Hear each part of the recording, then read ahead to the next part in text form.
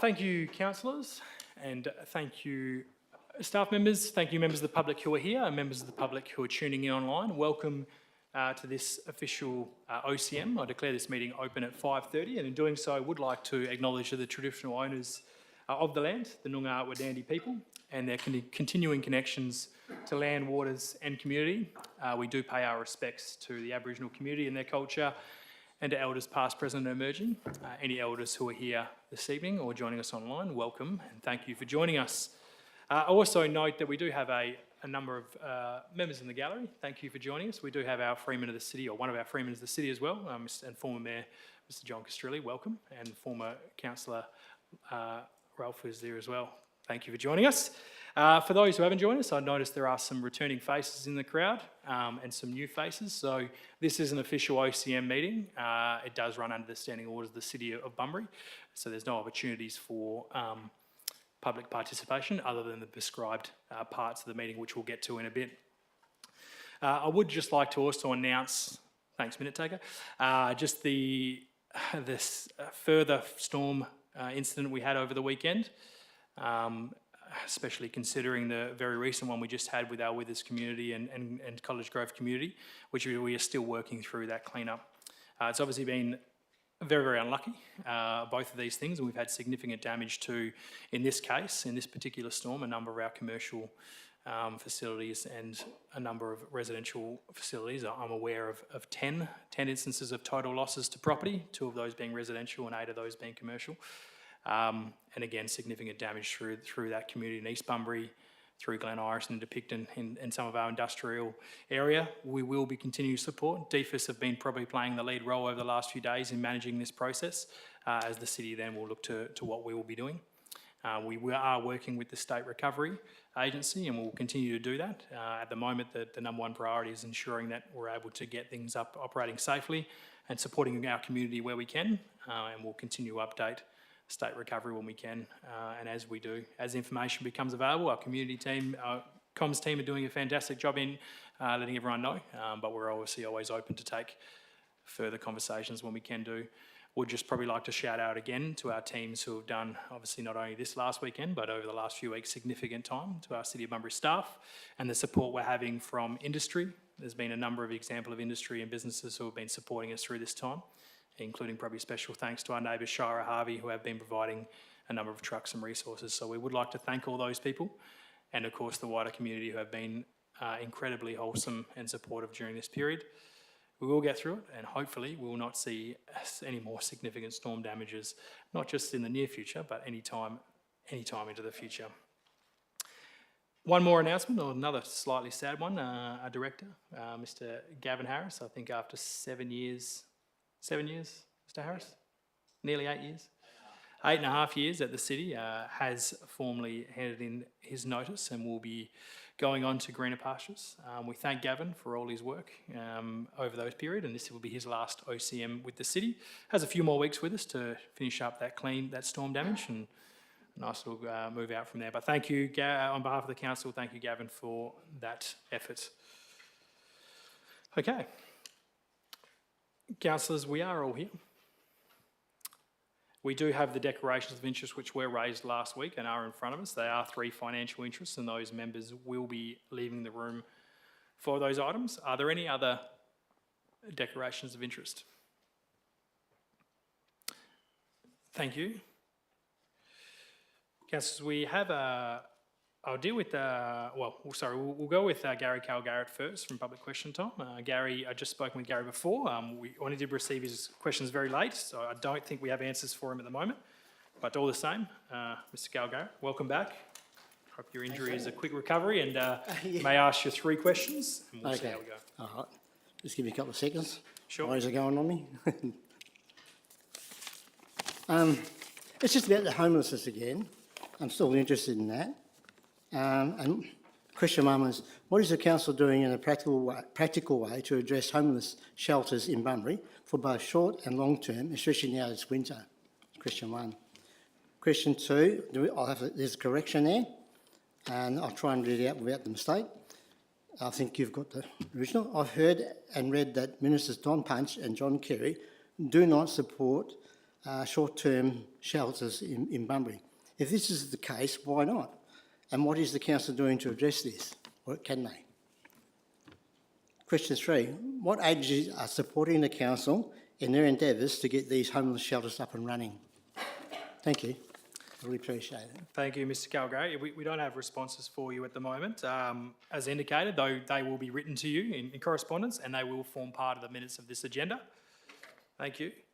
There was some questions submitted from Mr. Redinger. I did commit to Mr. Redinger last week. We would table these questions. they come through a little bit later as well. We don't have answers for them, but I did submit to reading them. So Mr Redinger has asked 3 questions. Why should every Bunbury ratepayer have to pay a new waste levy of $70 to pay for historical issues and future developments at BHRC when they have grossly mismanaged their operations and finances? Question 2 was, why is the CEO recommending an 8% council rate increase this year when the city's long-term financial plan called for a 6% increase after last year's 7% increase in average rates? And question 3 was, considering an 8% rate increase plus a new waste levy and a possible increase of waste disposal and recycling fee, this could cost the ratepayers over 10%. How can the city do this to ratepayers when they are doing it tough through a crisis? Those questions and those answers will be sent to Brian through correspondence, and when the answers are provided, they'll be provided as part of the minutes as well. That's us from public question time. We do have confirmation of the previous minutes. Somebody happy to move the last minutes? Thank you, Councillor Steele, seconded by Councillor Quain. All those in favour, please indicate. That's carried. Thank you. So there are no petitions received, councillors, as far as I'm aware. Presentations, no, but we do have a couple of deputations. Those deputations that I have, which are just being drafted up now, but we do have from Janice Tutusi, Janice, for item 10.3.3, 10.3.5, from Mr John Collins on 10.3.4, and from Mr Ross Underwood and Lewis Schilling on 10.4.1. Those who are in favour of hearing those deputations, please indicate. That's carried. So again, for those who haven't joined us in this forum before, when we get to those items, we'll ask you up, and you do have 10 minutes at that stage. Thank you. There's a few items to deal with this evening, councillors, for a number of reasons. So running through those ones that we will be dealing with, and I will just do these in order. So item 10.2.1, which requires an absolute majority. Item 10.3.2, which does require an absolute majority for item 1 of that. Item 10.3.3, which has a deputation. Item 10.3.4, which does have a deputation. Item 10.3.5, which does have a deputation. Item 10.3.6, which requires an absolute majority. Item 10.3.7, which requires an absolute majority. Item 10.4.1, which has a deputation. And those are the ones we are dealing with, which leaves us obviously with a few items there. Is any of those other 3 items, being 10.3.1, 10.3.8 or 10.3.9, coming out for discussion, elected members? Thank you. So just to read out again, 10.3.1, 10.3.8, 10.3.9 and 10.5.1 at this stage aren't being considered. If somebody are being considered, but somebody's happy to move them on block. Thank you, Councillor Quain, seconded by Councillor Kozelsek. Those in favour, please indicate. Thank you. So for those items, for those who are new joining us, have been carried as written. Okay, item 10.2.1, councillors, as I indicated, this does require an absolute majority. We have an executive recommendation there. There is a confidential attachment. However, obviously the item itself is not confidential. If somebody would like to discuss the confidential attachment, I'll suggest maybe we move behind closed doors. But first, we'll see if we can get this on the table. Is somebody happy to move the executive recommendation? Thank you, Councillor Steele. Is there a seconder? And Councillor Quain. Is there likely to be any debate on this, councillors? If that's the case, I'll put that. Those in favour? That's carried. Thank you. 10.3.2, councillors, the fees and charges. So item 1 on this item does require an absolute majority. Is somebody happy to move that? Thank you, Councillor Steele. Is there a seconder? Thank you, Councillor Kozelsek. Is there likely to be any debate on this one, councillors? There will be. Thank you, Councillor Steele. I'll reserve. Councillor Kozelsek, reserve. Councillor Councillor Gassett, my apologies. I'm assuming you're willing to speak against Councillor Gassett. Mostly I'm in favour of most of the items when they're sort of hanging around 4%. The one I'm unhappy with is the parking, which is, I think, forecasting parking fee increases of up to 50% or thereabouts, 30 to 42%, what I've heard. So because of that item only, I'm going to have to vote against this. Sure. Is there a speaker for this item? Councillor Steele to close. I'll put the item. Those in favour, please indicate. Any against? 2 against. That's carried. Thank you. Item 10.3.3. So we do have Janice to present to us. Janice, you can come up now. You can come to the front here where the microphone is. I might get you to pronounce your second name this time, so I don't fail that one again. But welcome, Janice.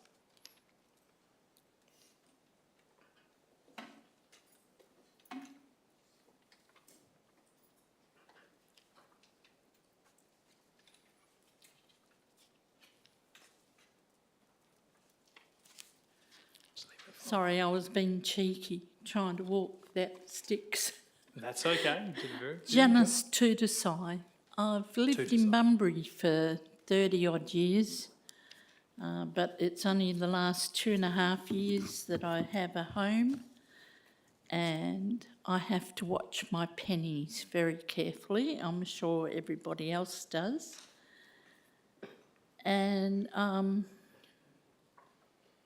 against the levy increase, mainly because I've had insurance. I'm paying licences, sport and rec licence, which I must have, car licence, insurance for the house, and my belief is that the federal government's giving us money and then we get hit with this introduction of the waste levy, and what money we're getting from the federal government, I feel we're going to lose most of it paying the waste services as an extra fee. And I haven't got a suggestion of where we can go to increase, but to me, I'll be robbing Peter to pay Paul.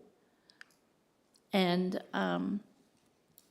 I've got the household insurance, which has increased from $1,200 to $1,500. And I've got a car insurance and small items that come up that you don't expect. And to me, we were told last year that increases in levies and that weren't going to happen. And I'm worried I'm not the only one, and especially now there's people being hit with the 2 tornadoes. Where are they going to get the money to pay these fees? So, yeah, just to cry that things are getting really hard, and to find this extra money is going to be quite difficult for me, and I'm sure there's a lot of other people in the same situation. I haven't been able to sit down and do what everybody else does, is go through the expenses, so I can't come up with suggestions of what other way the council can do this. But I would like to put forward against increasing and putting in the waste levy. Thank you for listening. Thank you, Janice. Thank you very much, and we'll see you back up here again in a moment. So, councillors, we do have an executive recommendation in front of us. Is somebody happy to move the executive recommendation? Councillor Kozisek, seconded by Councillor Steele. I would do it pro forma because I wanted to ask a question. Pro as forma, well, sure, yeah, that's no problem. It's on the table now. Happy to take question first, Councillor Steele. I'll do it in my speech, thank you. Okay, no worries. I think there might have been a request to ask a question. So before I just ask Councillor Kozisek, was there any questions on this item? Okay, sure.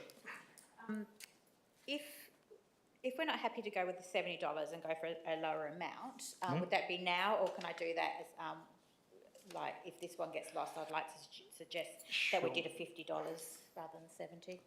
Yeah, sure, Councillor Steele. So the executive recommendation is as is, and if you're happy with the second, that'll be done. We'll note the pro forma that if this is lost, that you're noting a potential $50 rate on all properties. So I'll note that as a pro forma, which you can obviously discuss. You've raised that now, but you can discuss that during the debate as well. Was there questions before we enter into the formal debate, councillors? And I note there may have been, and I'd rather deal with questions before we get into any debate. Councillor Gassett? Just wondering if we would like to say either defer it or take it back to council to consider this be included in the waste, refuse and recycling. What would be the best process to make the recommendation? Yeah, Councillor Gassett, so again, we could probably take that as a pro forma that, and what I would suggest in that point of view is to speak against this and foreshadow a pro forma motion that, and we might be able to, while the debate's going on, the CEO might be able to draft something up in that regard, but I would suggest what you're suggesting is that that alternative would be something along the lines of that council does not support a waste levy at this time, however, considers this conversation as part of the waste refuge charge. Is that the likes? CEO, could you, while you're working our way through this, maybe provide any comment or maybe provide some wording while that's happening as well, what that might look like? Thank you, Mayor. You're right. That could be included in the current charges that we have for waste and refuse. So if elected members wanted to go that way, that is certainly an option. The levy was considered to be a simpler way to capture all ratepayers, and I acknowledge Councillor Steele's comment around whether that be reduced. The whole issue with the levy is you can move it up or down depending on how you want to do that, but it certainly, in terms of Councillor Gassett's question, could be considered as part of the waste and refuse charge for consideration when we put the budget together. Sure. So just the long answer, or the short answer there, Councillor Gassett, yeah, I would suggest speaking against this as order of proceedings. Councillor Steele has suggested a pro forma which would deal with first. So I would suggest you could then move, I'll put yours down as a second alternative if this is to loss and Councillor Steele is to loss, that we could consider that as a third option. Further questions? Sure. Councillor Kozisek. Thank you, Mr Mayor. I understand that some people are doing it tough at the moment, and to be honest, I hear this every year. We are all doing it tough most of the time. But for far too long, our waste collection services and fees have been undervalued and not future-proofing our needs. Historical issues are proving to be challenging, not just to Bunbury, but to every other shire and city in our area in Western Australia and probably in Australia. We humans have become complacent about the disposal of our waste. A big truck arrives once a week and whisks away our refuse, never to be seen again, with no thought to how that is dealt with. It is not that simple. Over the years, we have dumped, spilt, discarded and been absolutely oblivious of the harm to our land and environment. Plastic, the invention that was going to change the world, and indeed it has, but at what cost?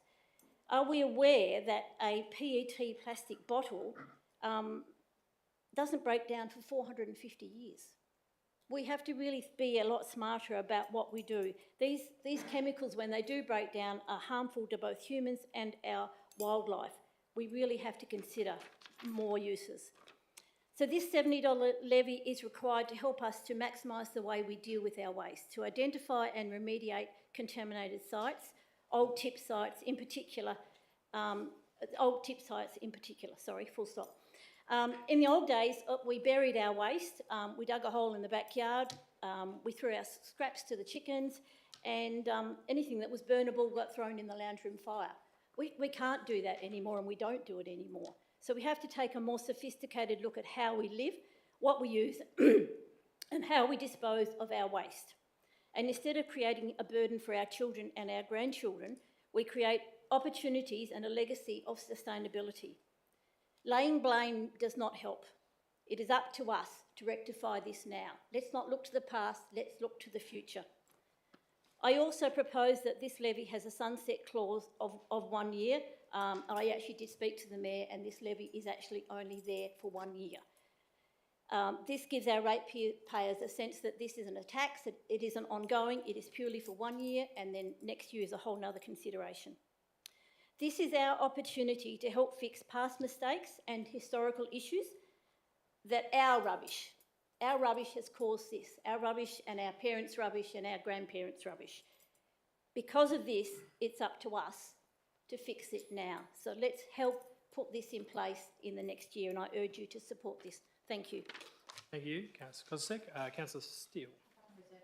Of course you can. Figure against Councillor Steck. Thank you, Mr Mayor.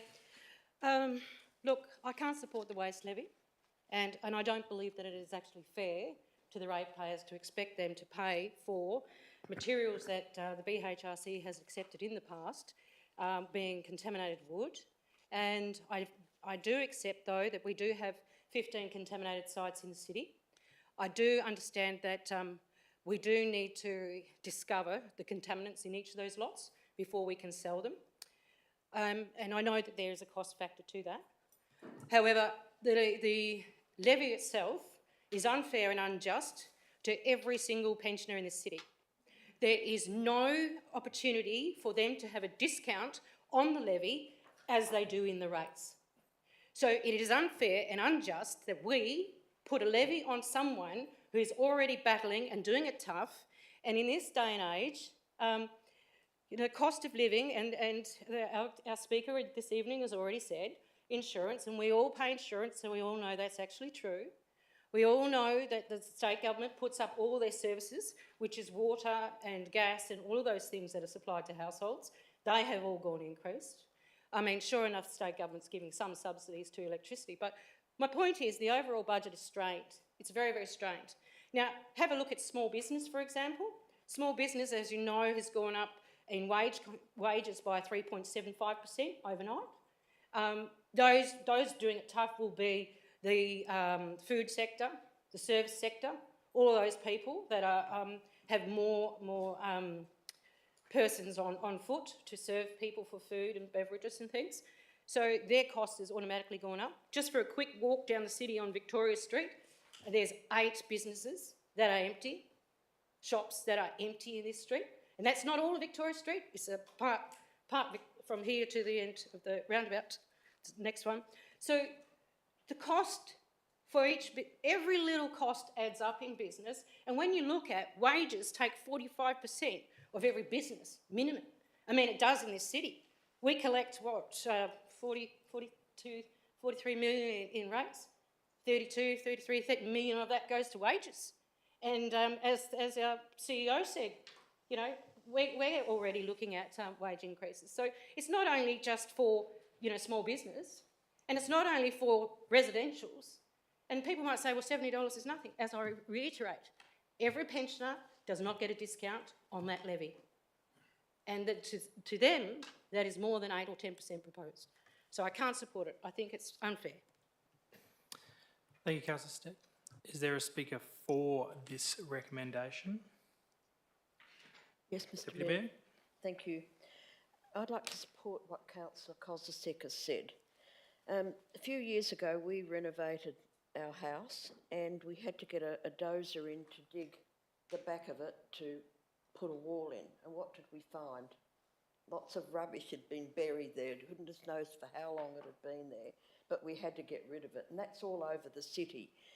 This is not just for, and Bunbury Harvey Regional Council gets the blame for everything. It's not to blame for every waste problem we have in this city.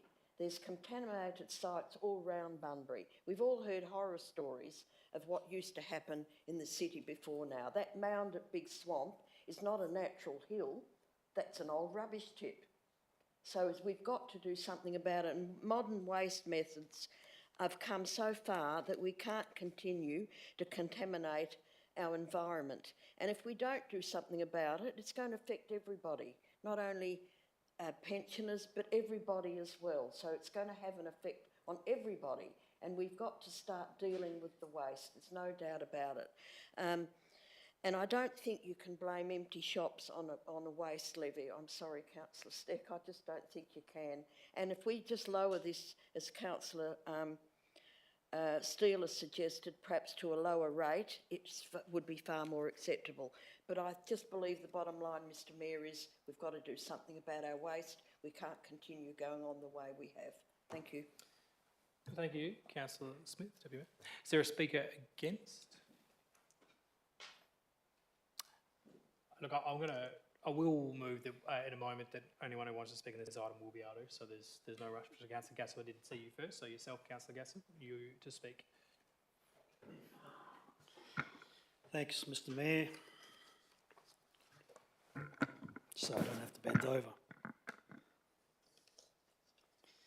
Thank you, Janice, for coming in. Janice Tutisai. Councillors, Mr Mayor, you've had someone with mobility issues come and tell you that they're having issues and also reflecting the community sentiment out there. So I'm just going to make two main points. One is to do with whether this is a fair and just tax, and two, just regarding some questions that we're asking BHRC. So, Mr Mayor, I believe that we need to give time for our community to catch their breath with all that's been going on. We asked them to pay 7% last year. We have a crisis. There's a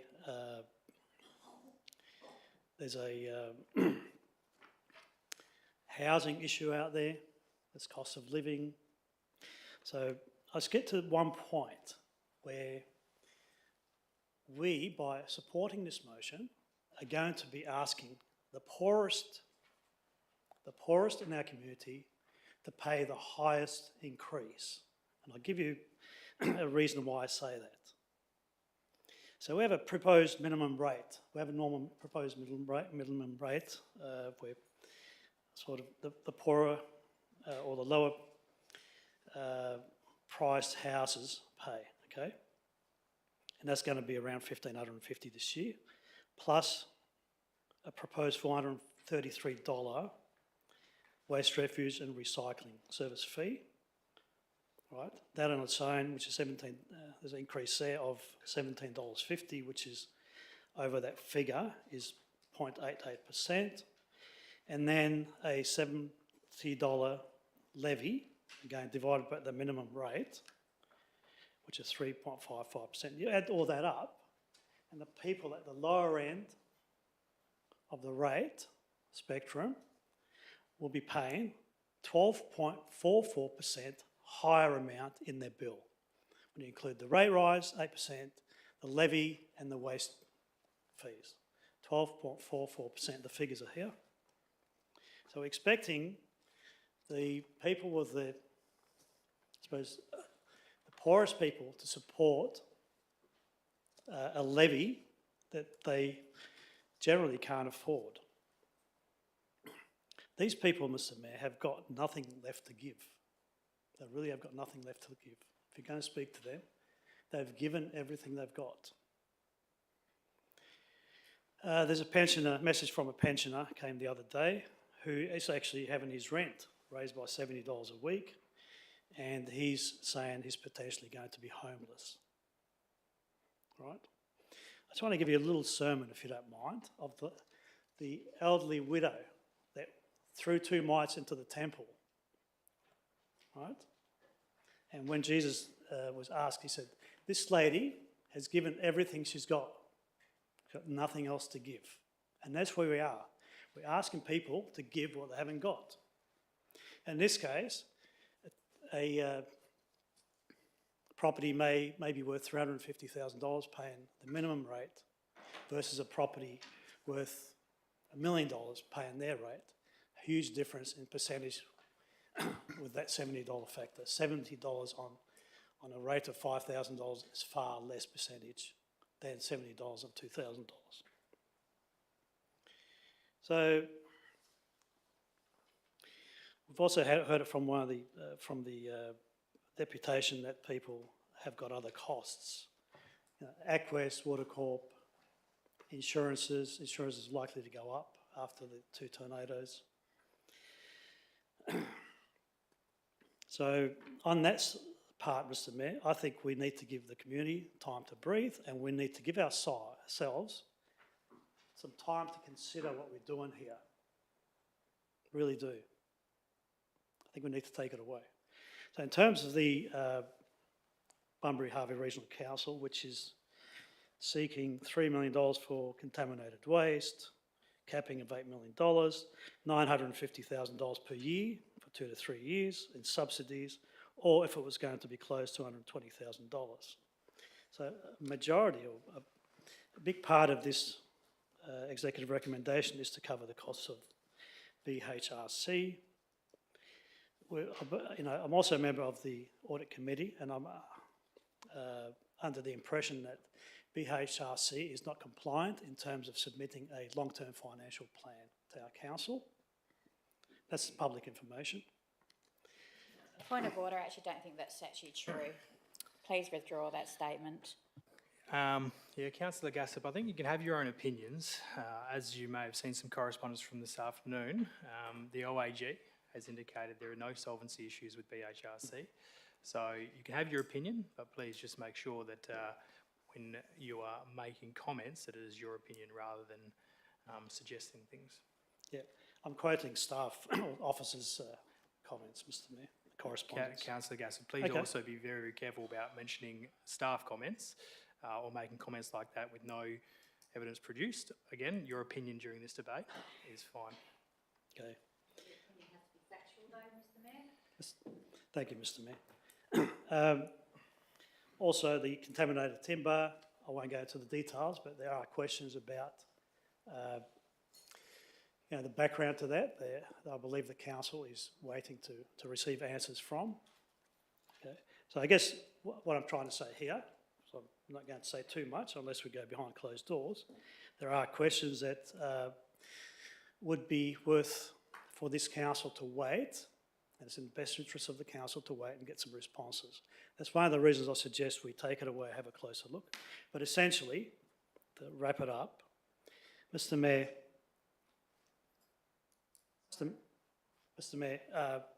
for me to look the poorest in the eye, who have given everything they got, and say, you are going to be paying $70 just like every other property, equivalent amount to a property that's worth $10 million, I would ask you, Mr Mayor, and the councillors whether that is fair and just.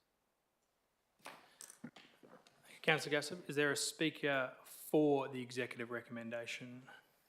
Councillor Steele, reserved your right. Yes, your I wasn't opportunity. going to speak, but Sure. thank you, I will. And the reason I want to speak and why I think we have to introduce this is we just have to also look at what's happened with the rubbish collection we're having to do now after 2 tornadoes. That's going to cost us a lot of money. If we had a levy, we'd actually have money spare in an account that we could actually go and access now. We also have to look at all of the other, the Harvey Shire have already introduced this. So they're our partners within the BHRC, which is just part of why we're raising this money. It isn't just all for this.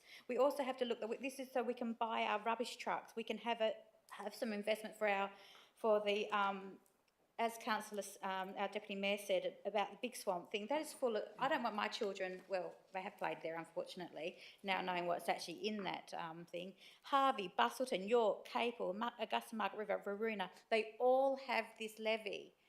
Though I don't quite support the $70, I would prefer either $50 or $30 to start with, just so we can get some money saved for us for our waste. And I think, as Councillor Costa said, that we have to be planning for our future.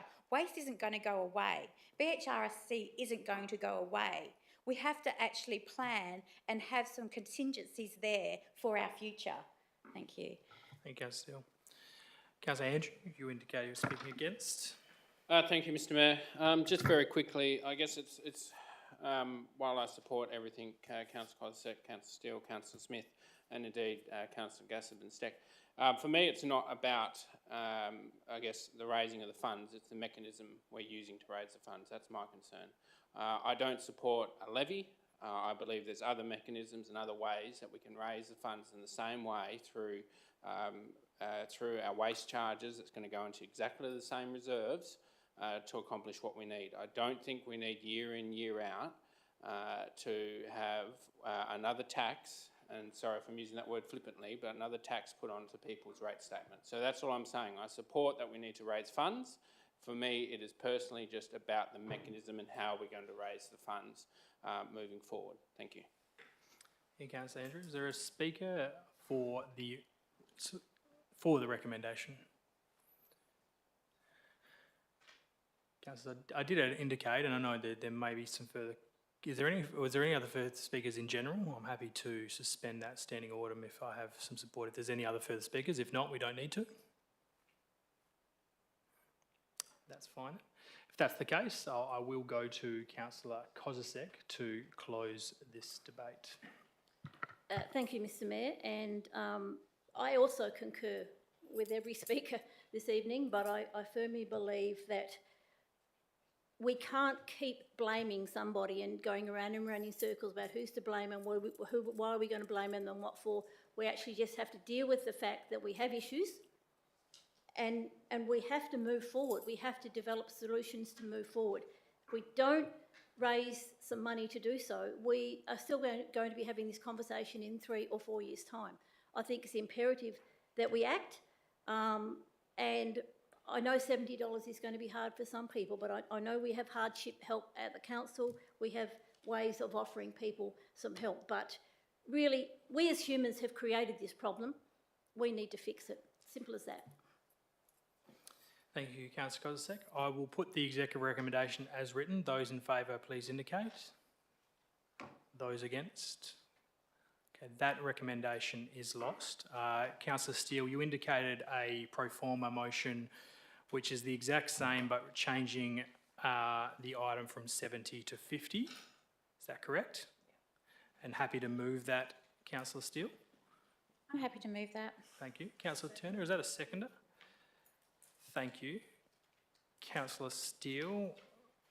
I can only reiterate what I've said previously, that we do need to think. I think also that by having this levy, it can be adjusted, down next year or up, but hopefully, down or off next year. But also once we incorporate it in the rates, that's also every year going to have that percentage added to it. Whereas next year we might realise that we only need $20 on the levy or $0 on the levy. So I would hope that we have support for this. Thank you. Thank you, Councillor Steele. Councillor Turner?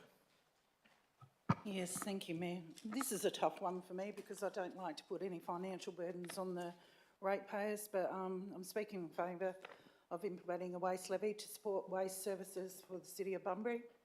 Although it's imperative that we address historical issues and plan the future development of Bunbury Harley Council, as well as investigate and remediate historical contamination sites around our city. Waste management is an expensive and pressing issue that requires immediate and ongoing attention. First and foremost, the implementation of a waste levy will provide essential funding for the waste services. Adequate waste management is crucial for maintaining the cleanliness and livability of our community. By levying a waste fee, we can ensure that the necessary resources are available to address waste management, thus improving the overall quality and life of our residents. Additionally, historical issues and future developments at the Bunbury Harley Council demand our attention and financial support. It is essential that we invest in infrastructure and resources to address past shortcomings and accommodate the anticipated growth and change in our region.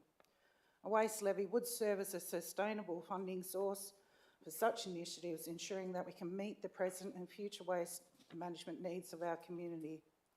Furthermore, investigating and remediating historical contamination sites within the City of Bunbury is paramount to the health and safety of our residents. These sites pose environmental and health risks that cannot be ignored. By implementing a waste levy, we can allocate funds specifically for the identification, assessment and clean-up of such sites, protecting our community from the detrimental effects of historical contamination. In conclusion, the implementation of a waste levy is essential to address the expensive issues of waste management, support future development and remediate historical contamination within the City of Bunbury. By investing in our waste services and infrastructure, we can ensure a clean, safe and sustainable environment for current and future generations. Thank you. Thank you, Councillor Turner. Speaker against, Councillor Steck. Thank you, Mr Mayor. My understanding is the levy is completely for, not for cleanups in the city, not for future-proofing in the city. It's simply for remediating 15 sites, or let's change the word remediating. Let's use investigating, because that's what it is actually doing. It's just drilling the surface to get a core of soil sample to show us and tell us exactly what's in that soil. Because we can't do anything with any of those lots until we actually do that. So let's not talk about future-proofing. Let's not talk about cleanliness of the city. Let's not talk about any of those things, because it is none of those things. None of those things. And it is not true and fair to say that if you increase the waste refuse collection on fees and charges, that we can't undo that. Because I can assure you that if you want to remediate any of those lots, we're talking millions. We're not talking 1 year of collecting $70. We're talking many, many years of collecting $70 and more. So let's not kid ourselves. Let's truthfully say what that levy is for. And that levy is for drilling, finding, fact-finding what's in the core of the lots. It is also for any other investigative purposes. None of the monies is going to be for collecting rubbish, cleaning the city, and I keep repeating myself, it is not for that. And I can assure you we will not be taking it away. So, again, I refer to the point. Pensioners do not get a discount on that $70.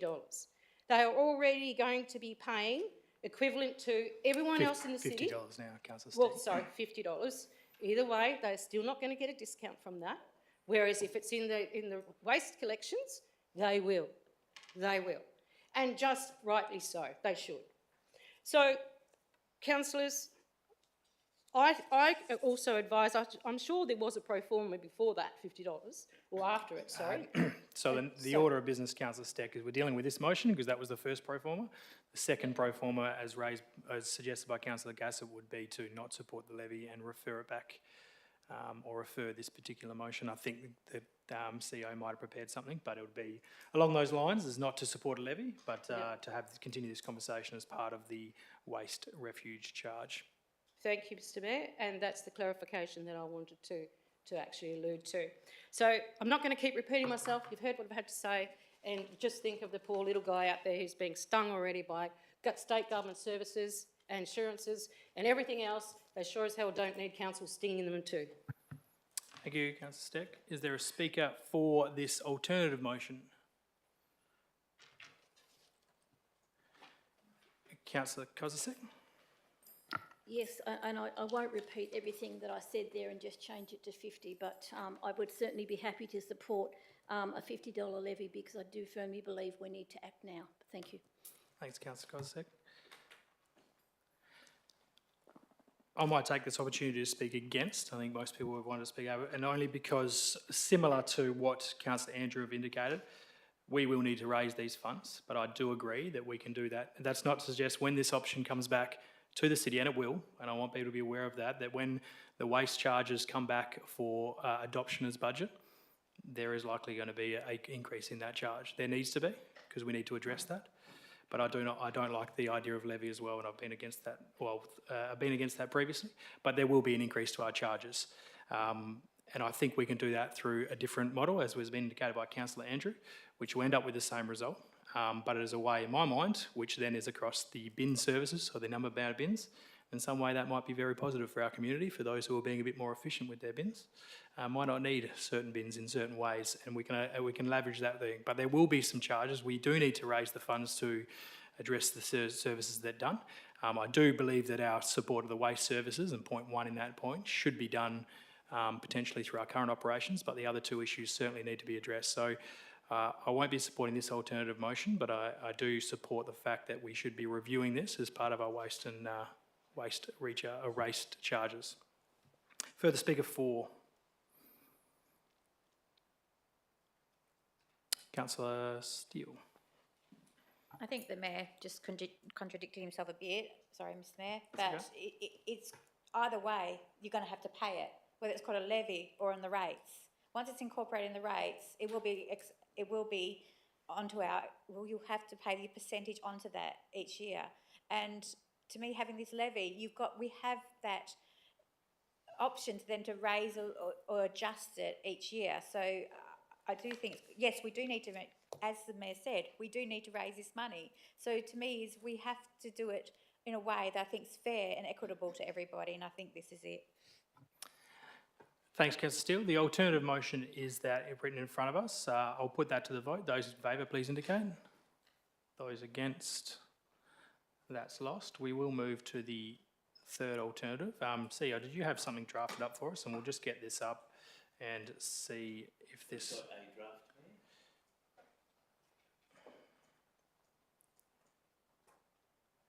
Councillor Gassett, was that the intention of your pro forma?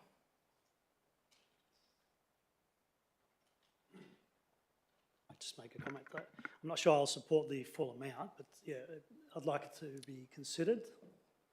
This consideration, so I think it's the conversation which we've been having, Councillor Gassett, is the intent. CEO, that's the intent, that this conversation be considered in that? Yeah, so Mayor, picking up on the comments that you just made, but the comments that have been made around the table, we would look to model that in bringing back as part of the 24-25 budget. So that's some work that we would need to do to model that on, whereas the levy would be on all rateable properties, this would be just on those through the waste and refuge charges, those that have a bin service. So we just have to do a bit more work on that. Thank you. Councillor Gassett, were you happy to move this? I'll move it. Thank you. Seconder? Councillor Steck. Any further debate, Councillor Gassett? Oh, well, is there going to be a speaker against this? Yes, ma'am. There will. Councillor Gassett, you're right. Yeah, Mr Mayor, I guess the principle still stands as to why we should go away from levy. And that is, should any ratepayer who's got a, say, $300,000 property pay exactly the same fee as someone who's got a $10 million property? So the poorer end of town pays exactly the same amount of money. Although I support the motion, I'm assuming it'll go back to some sort of workshop or discussions outside of this forum, Mr Mayor. Would that be the case? Yep. So I would support it in that I don't necessarily support the amount. In fact, I don't support the amounts, but I would certainly support it going back to give the community the time to breathe and for us to have a good look at this waste scenario, I suppose, and take into consideration other things that I won't speak about here. Thank you. Councillor Steck. Oh, sorry. No further comments. Thank you. Councillor Steele. I think the mayor made just a point as well too, that we also have to realise that now all non-rateable properties will not have to pay this levy. So more than likely, your little old pensioner will end up having to pay more on their rates because the people that are exempt from actually paying this levy will now not have to pay, or would have had to pay the levy, will now not have to pay the levy. So the people that you're trying to help are more than likely going to be worse off, in my opinion. Thank you, Councillor Steele. Is there a speaker for?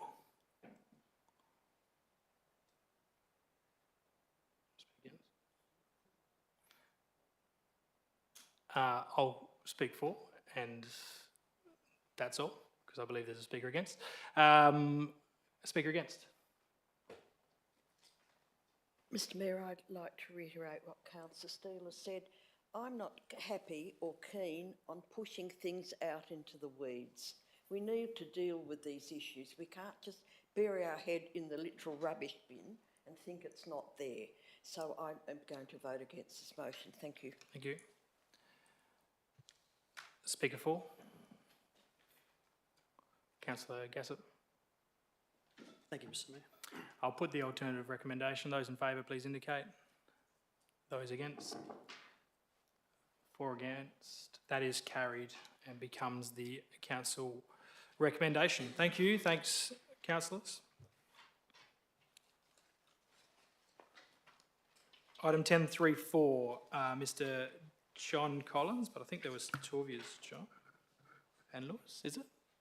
Come and join, and sorry, Councillor Brown, come join us, but Councillor Brown has declared a financial interest in this matter and will be leaving the room.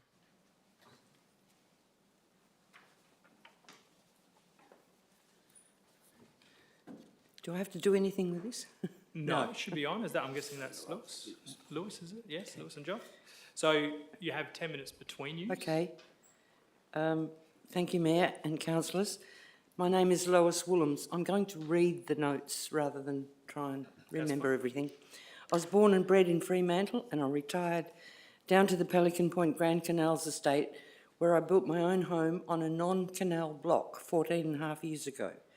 And I faithfully paid my rates every year without question. Recently, I was concerned when told by John Collins that as per the Coordinator Engineering's email of 13/12/23, that we are, as non-canal block owners, not directly affected by ongoing canal management. But for the past 14 years, I have paid the SAR without any direct benefit from the canals or even access to them. Having been told that it is because of the special privilege of living here that I should still incur the cost without receiving any direct benefit is very insulting, especially as the land in this estate was priced according to the prestige label. I'm very upset by this and believe the specified area rate should not be applied to me and all the other non-canal property owners. Whilst Pelican Point is made up of 3 sub-markets, Golf Estate, Lakes Estate and Grand Canals Estate, the difference is in the GRV, where the rates for the estates are valued differently because of this prestige factor. Golf Estate pays approximately 5% less, with the prestige of the 18-hole golf course at the back door. The Lakes Estate pays approximately 10% less rates, with the prestige of a beautiful lake and various public areas, i.e. tennis courts and public open space. The property owners of these 2 estates do not pay a SAR levy for these facilities. Grand Canal Estates pays full rates and also an additional SAR levy for the prestige on all the properties in this area, whether or not there is a benefit or access to the canals. As decreed by Landgate, Grand Canal owners already pay a higher GVR rate for that prestige. The Lakes and Golf Estate owners have access to their facilities where the Grand Canal's non-canal block owners don't have access to the canals. I, for one, receive no benefit from the canals, as with all the non-canal owners, and I feel that I'm unfairly paying over the top for a service that I do not receive. The City of Mandurah has set a precedent whereby only canal block owners have to pay for canal maintenance in 2 of the 3 canals that need dredging, and I believe the City of Bunbury should adopt this precedent. I've also about to finish, but I just wanted to say, does the City of Bunbury believe that anyone should be paying for services anywhere that they do not receive or have access to? And also, as well as sitting here listening tonight, and I believe money's tight for everybody, even the council, we non-canal owners are not actually saying there shouldn't be maintenance on the canals, but the amount of money that we pay is only subsidising the owners that have access to the canal. So whilst if we were lucky enough not to have to pay that levy, you could increase the levy to the ones that actually have use of the canal. And I'll hand over to Mr Collins now for his comments. Thanks, Lois. Mr Mayor, elected members and council officers, just like to check that you did receive my one-page deputation from last Tuesday night that I forwarded in, and that was supported by 2 other documents that deputation referenced. I'd just like to wrap up our position this evening with a short statement as well, and I have copies here. Would I distribute those now, Mr Mayor? No forum at this stage, unfortunately, John, to distribute those. It's obviously up to elected members now to, I would, in my advice, you've got 5 minutes, so you can summarise those points. Yep. But obviously at this stage, we can't distribute any new information from that point of view. Okay. Thank you. So I'm going to read what I just asked to distribute, and it concludes with a motion. Am I able to put the motion? Yeah, so you can raise what you suggest, and then obviously elected members will determine whether. All right, thanks, Mr Mayor, for the guidance. So elected members, council officers present here tonight, members of the public, thanks for this opportunity. The fair and proper measure of who should pay the specified area rate levy for canal maintenance is the owners of the 98 lots. Sorry, John, just to get you there, could you just I just had a request just to come a little bit closer to the microphone as well. I think you might have been swaying away from it a bit. Sorry, Thank you. is that better? I'll just start again. Sure. Apologies there, start again. The fair and proper measure of who should pay the specified area rate levy for canal maintenance is the owners of the 98 lots who have the benefit of a 5-metre jetty envelope into the canal. The meaning of a benefit is that you have an advantage. Obviously, it is only canal frontage properties that have this advantage in the Grand Canals estate. The intention of the Local Government Act section 6.37 is that payment of a levy for the upkeep of the canals facility should be met by those who have direct access, everyday use and enjoy an ongoing advantage. So finally, Mr Mayor, to conclude, I'd like to put the motion. The first part of the motion is that the executive recommendation be voted down forthwith tonight. And secondly, that only the ratepayers of canal frontage lots be required to pay the specified area rate for maintaining the canal facility as from the financial year 2024-25. Thank you. Thank you, John, for your presentation. As indicated, it'll be council will make any motions that are raised. But thank you for your time, and thank you, Lois, for your time too. Appreciate that. Please take a seat. So, councillors, we do have an executive recommendation before us. Do I have somebody who wants to move this recommendation? Councillor Steck to move. Seconder? Councillor Steele is a seconder. Councillor Steck? Thank you, Mr Mayor. Whilst I thank the Speaker, who ideally fundamentally is correct, however, the meaning of benefit doesn't necessarily mean of benefit every day, and it doesn't mean benefit singular. What it means is some benefit. And although that you might feel that it's unjust, the reality is that there is some advantage in living in such a luxury area.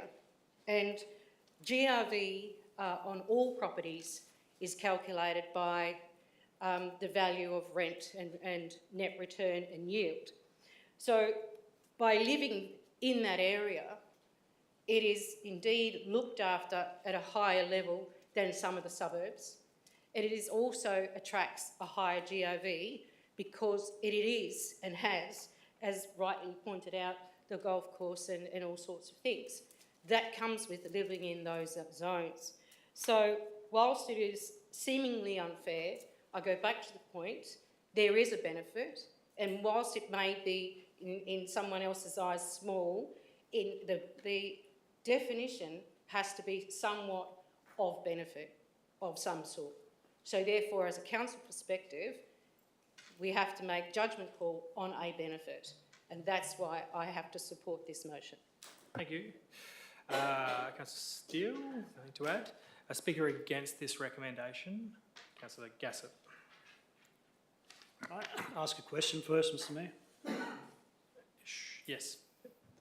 specified area rates can't be adjusted, so one part pays one amount, I know that.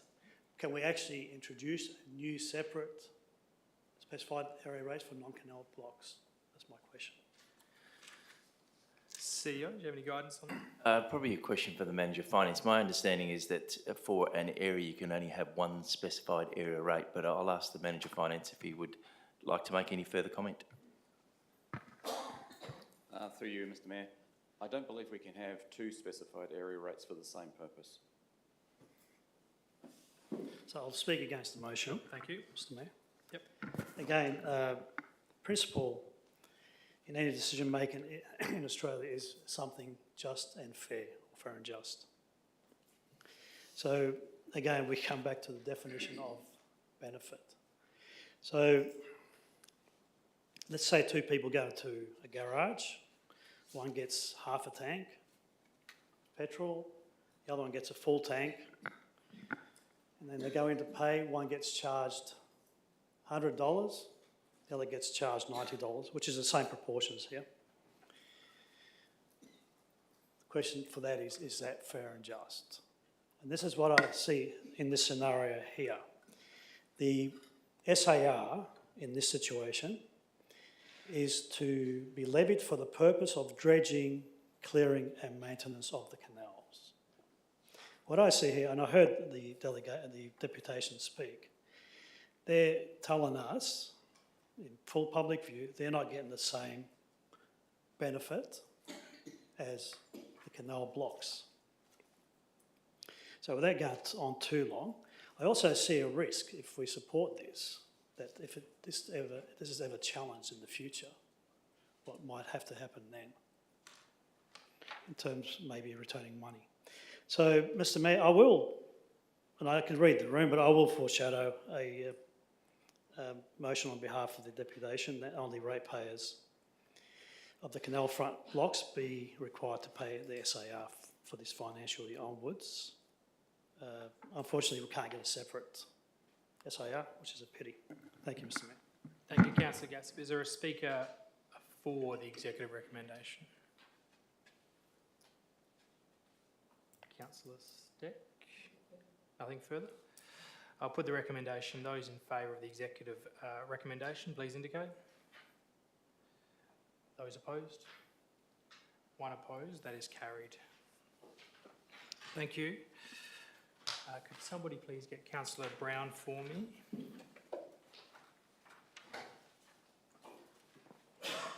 And we will invite Janice to come join us back as well. We're at your second item, Janice, on 10.3.5. Come join us.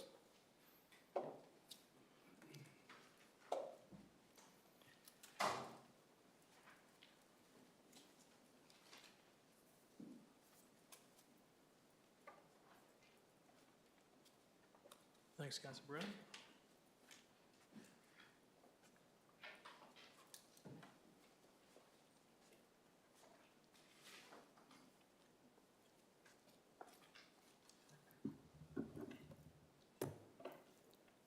Welcome back.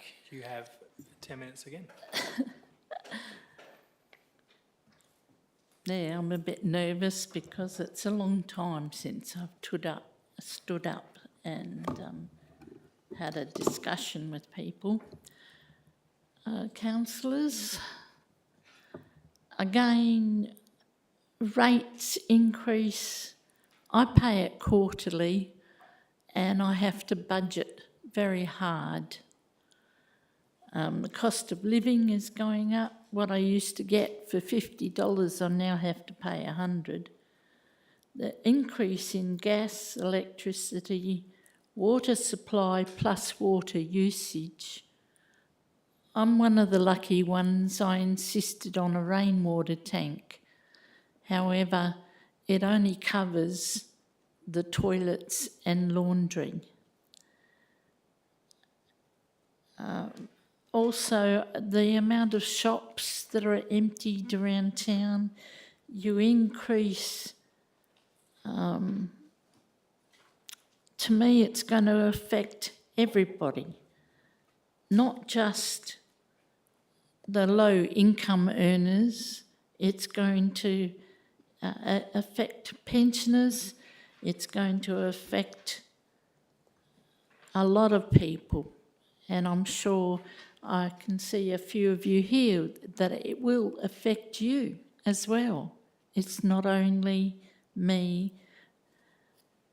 I've noticed a lot of houses have gone up for sale. People can't afford to buy them anymore. And I'm totally against the increase. We increased the rate last year, so I can't see why we've got to increase it again this year. Maybe I should go and sit and look at the Treasurer's report, and I've rung pretty well all of you to say I'm against the increase. I did leave messages to say, whoa, not all of us can afford this. And that's my argument. Thank you for listening. Thank you very much, Jazz. Thank you for your time. Councillors, we do have a recommendation in front of us, which is an executive recommendation. Councillor Kozak, are you moving the executive recommendation as written? I'm happy to start at option one, Sure. Mr Mayor, if that is appropriate. So Thank we you. do have obviously 3 options there, but the executive recommendation is in front of us, which Councillor Kozak, if you're happy to move that. Do I have a seconder to this recommendation? Just a second, Councillor Steele. I'm happy to do it pro forma. Pro forma, thank you. Councillor Kozak. Thank you, Mr Mayor. Look, I've had lots of phone calls during the weekend. I've listened to everybody and I understand that it's tough, but I firmly believe that a rate rise commensurate to meet the service needs and expectations of our community, whilst allowing the city to deliver on projects that our community have asked and lobbied for. We aim to make Bunbury a livable city, catering for all of our residents' needs in education, health, lifestyle and amenity. Every year we discuss and debate the merits of our rate rise, and every year we are told how tough it is for many residents. And I know it doesn't change, but it doesn't change for the city either. During COVID, we were instructed by state government to have a 0% rate rise. The following year, we were told everyone was doing it hard and we had to be careful. The next year, we were appealed to by our ratepayers to keep the rise to a minimum because times were difficult. Now, I've been on council now for 5 years, and for 4 years in a row, we have been appealed to on how tough it is and we can't possibly have a rate rise. And I know it's tough, but at some point the city has to have a rate rise because we all have to pay, the city has to pay all the extra charges that every household has to pay as well. We can't keep going backwards, and that's what we will be doing. So here we are yet again trying to balance the budget, having had 4 successive years of smaller rate rises. And now it is crunch time. We have to make some tough decisions. Our ratepayers have elected us to make those decisions, and they need to trust us. We are here because we care. We want a prosperous and happy community. We want to walk down the street proud that our decisions are going to make our city better for everybody. If we don't make the right decision and listen to our staff and finance team who have worked extremely hard on getting this budget in its place,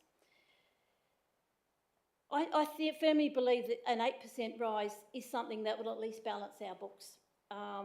And balancing our books is what we all aim to do. As businesses, as individuals, balancing is our aim. If we don't balance our books, our city will not only stagnate, but it will go backwards. 8% equates to less than a cup of coffee a week. It averages out at $3 a week. I don't think that's an awful lot to swallow. I don't drink coffee out, so, but anyway. This allows us to pay staff wage increases, energy cost increases, cost of borrowing increases, service and commodity increases. Building materials have gone up by 30%. I was told the other day that concrete costs had gone up by 30%. We can't keep absorbing these costs. We talk about cost cutting, reducing staff numbers. Unfortunately, it's not that simple. As a business owner, your accountant will tell you to look at your overheads and reduce where you can.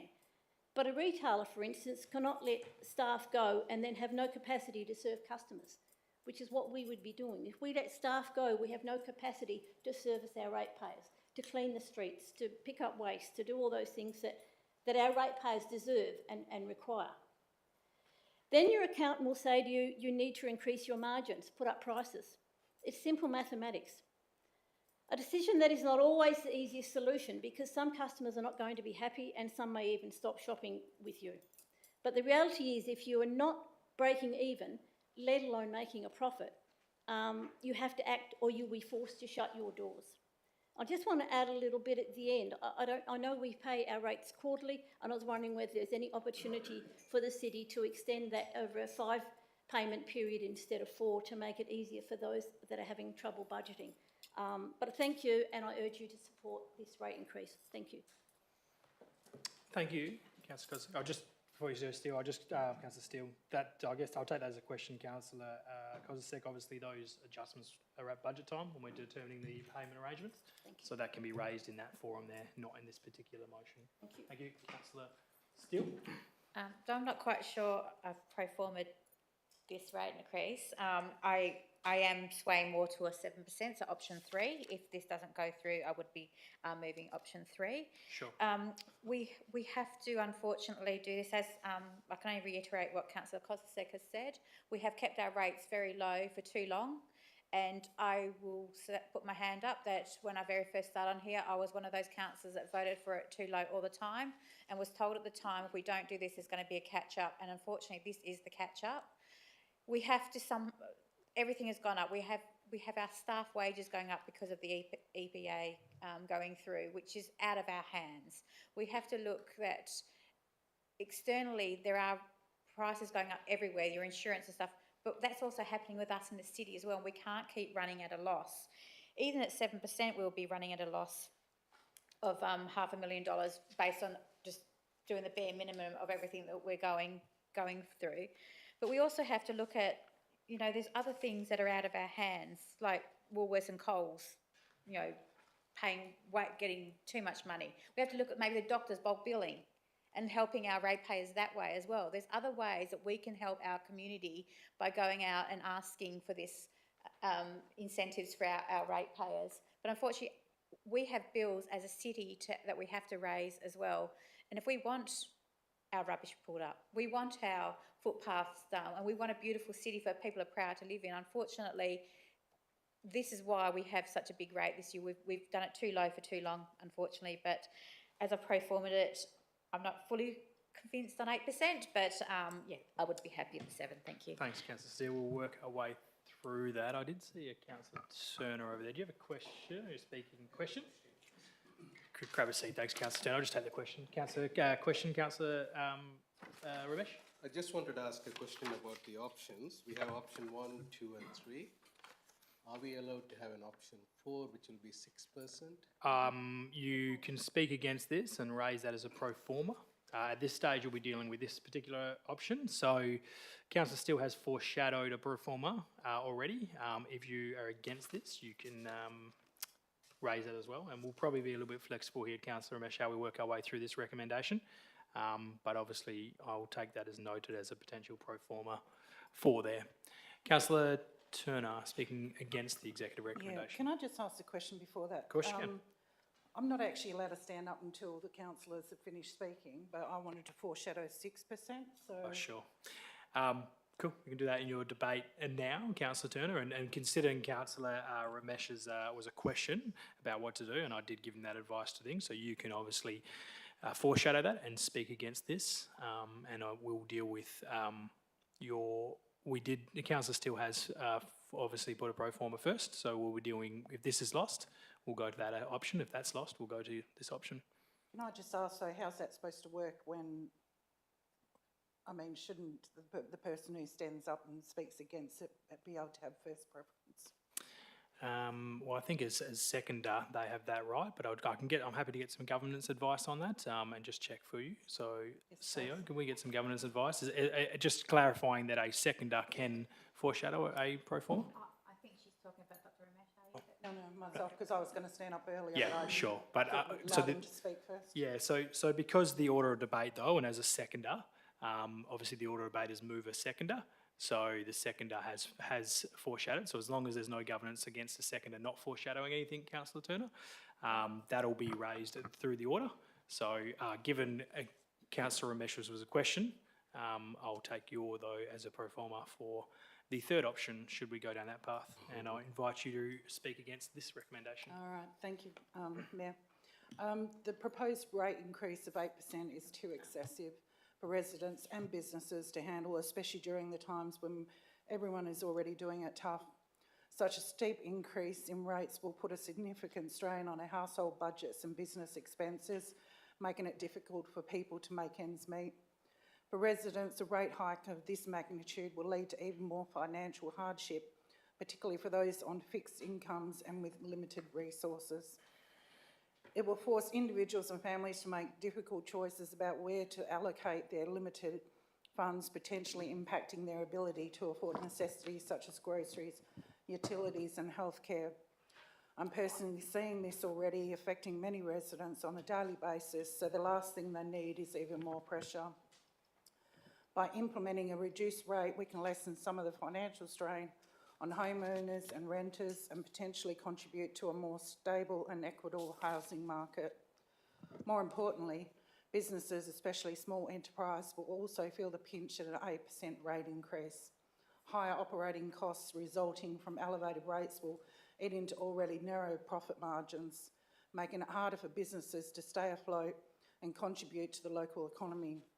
This could potentially lead to job losses, reduced investments and a slowdown in economic activity, ultimately impacting the entire community. In light of these challenges, it's crucial for us as councillors to consider the broader impact of such a substantial rate increase.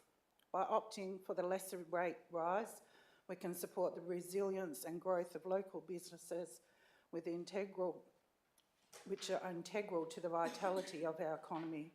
While it's understandable that the City of Bunbury does require additional revenue to fund essential services and infrastructure, it's important to strike a balance that ensures the financial well-being of residents and the viability of local businesses. A more moderate and phased approach to rate adjustments would be more reasonable, allowing for sustainable financial planning for all stakeholders involved.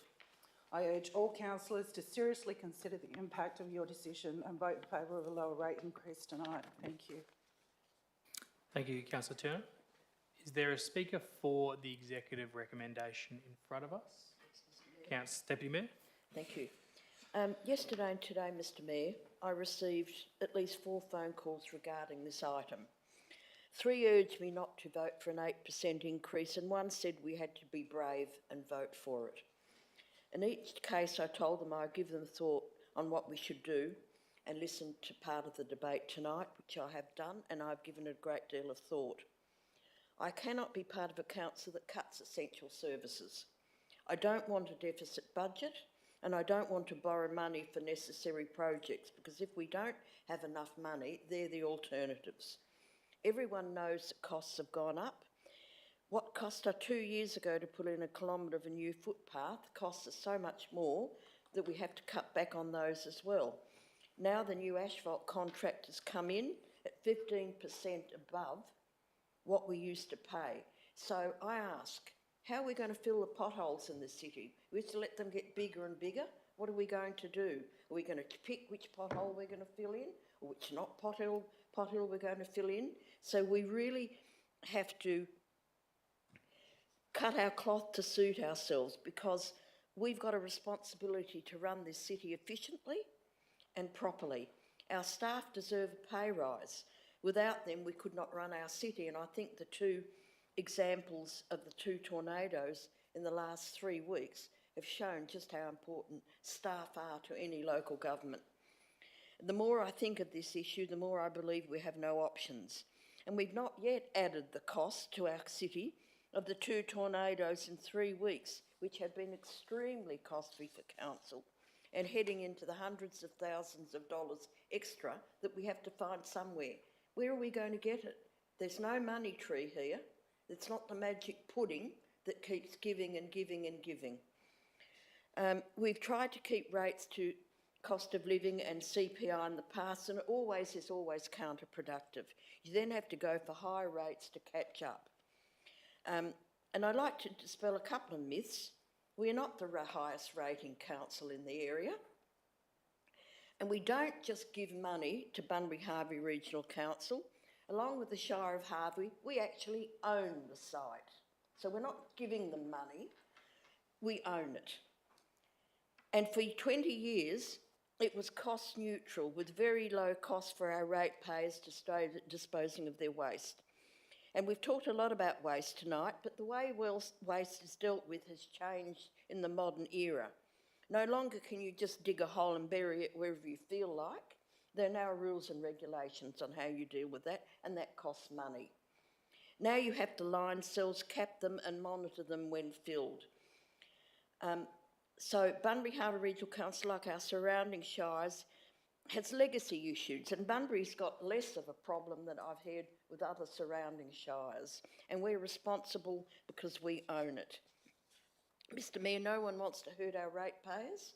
That's the last thing we want to do, and we sit here and take our responsibilities extremely carefully and with consideration.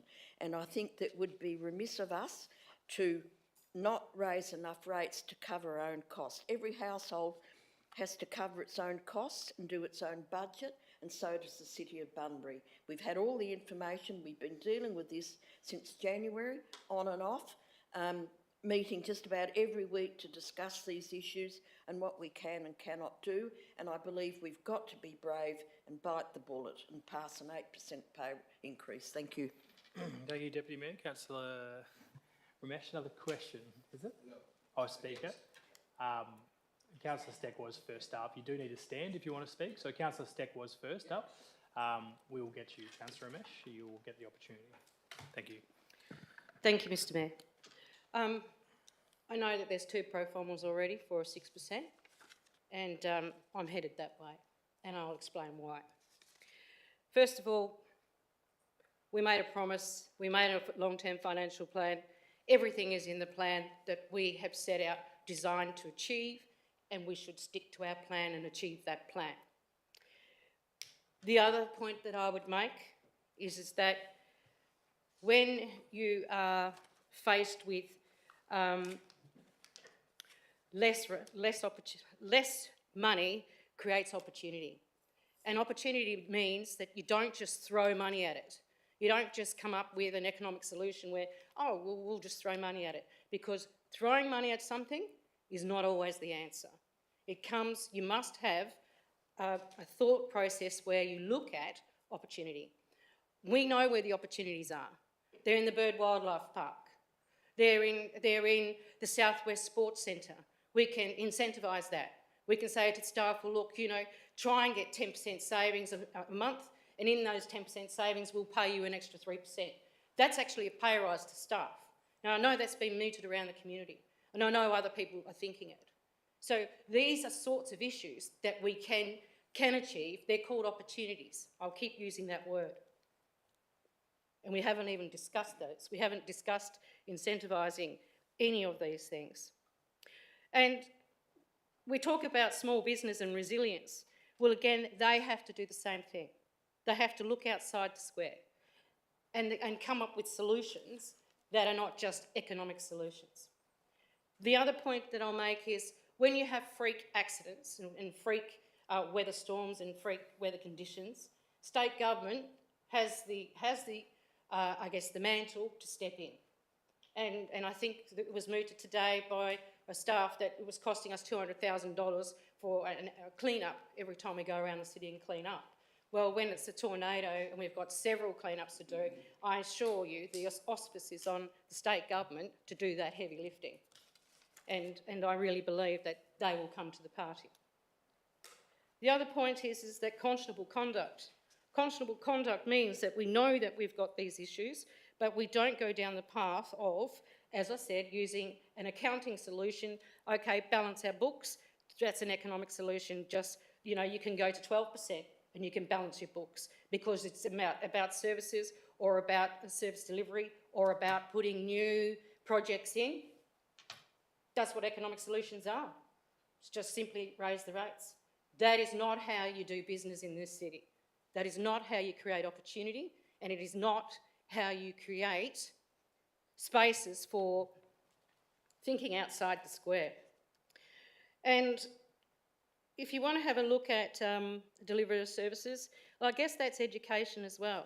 It's education towards everybody in the city about how they use services. So at the end of the day, not everybody uses, for example, the sports centre, not everyone uses the entertainment centre, not everyone uses the library, but we're all in it.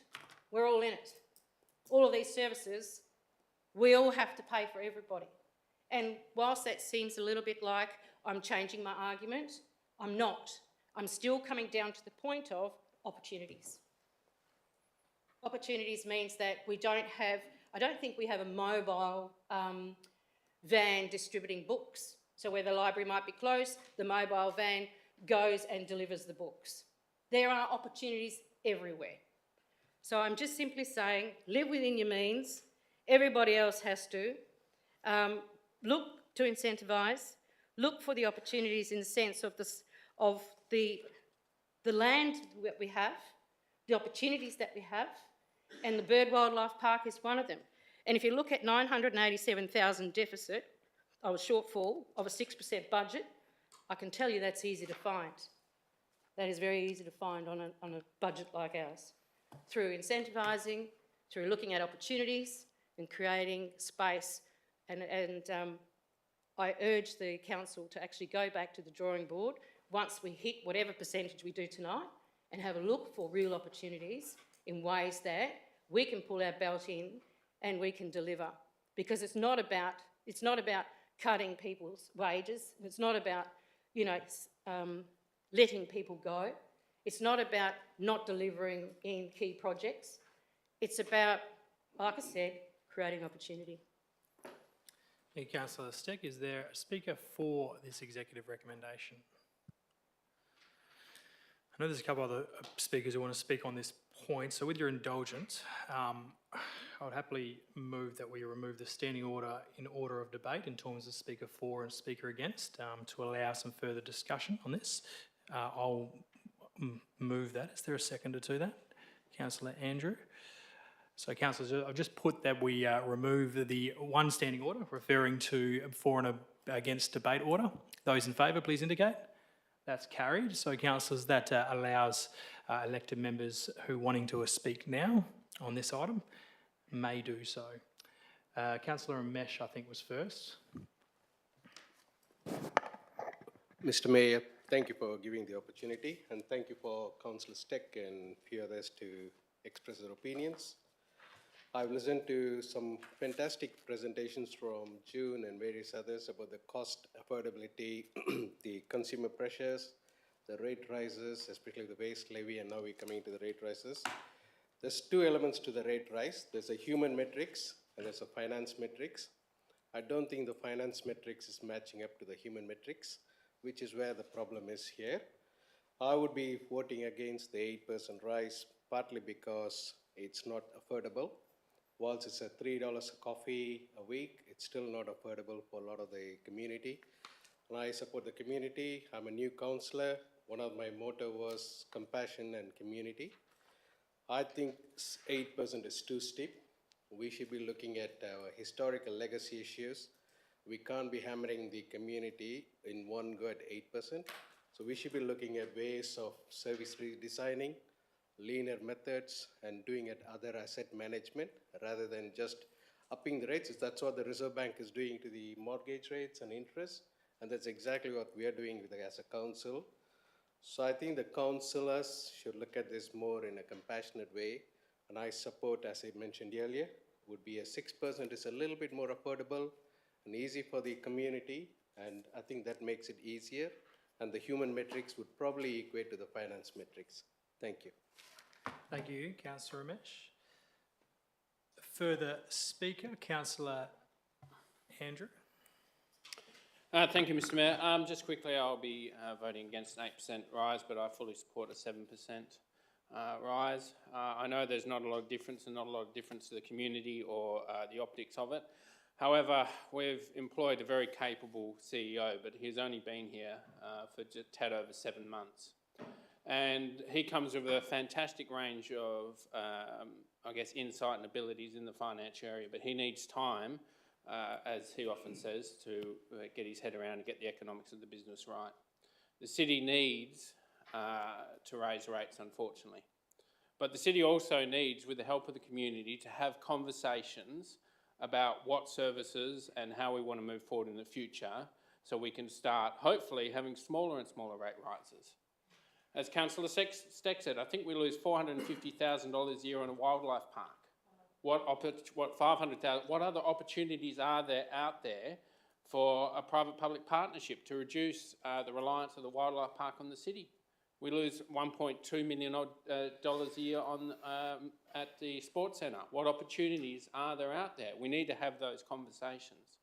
Unfortunately, those conversations do take time, and we do need to give the CEO and the organisation the relief to be able to work on the business and not in the business. Unfortunately, with 4, 5, 6%, he's going to be spending the next 12 months working thoroughly in the business instead of working on the business, looking for those opportunities to raise more rates. We've got another agenda item, the public open space debate, which will come up shortly, to talk about how we can increase our rate base. And that's a conversation that we all need to have. The further conversation is out there, and you know, I know people can boo me, but we've got 4 local governments within 8 kilometres of each other, 4 CEOs who are paid, 4 sets of executives, 4, actually there's more than 4 administration officers, I think there's a couple of others have got double ups. We need the community from the entire Bunbury Geograph region to really talk about, if they want lower rates and they want to move this entire region forward, that it has to be a united front, and that is the only way. Bunbury's 56 square kilometres, 8 kilometres by 8 kilometres. Our housing plan shows us we've got 15,000 more houses that we can build in the area, and majority of that is urban infill, which means people are going to have to subdivide. That's not big business is going to be able to come in and build 1,000 new houses. That's going to be mums and dads in small lots who are going to subdivide and build. But we need time. And I know 8% ideally what they like. I think it's too much. I think 7% is too much. But Mr Mayor, I won't support 8. I will support 7.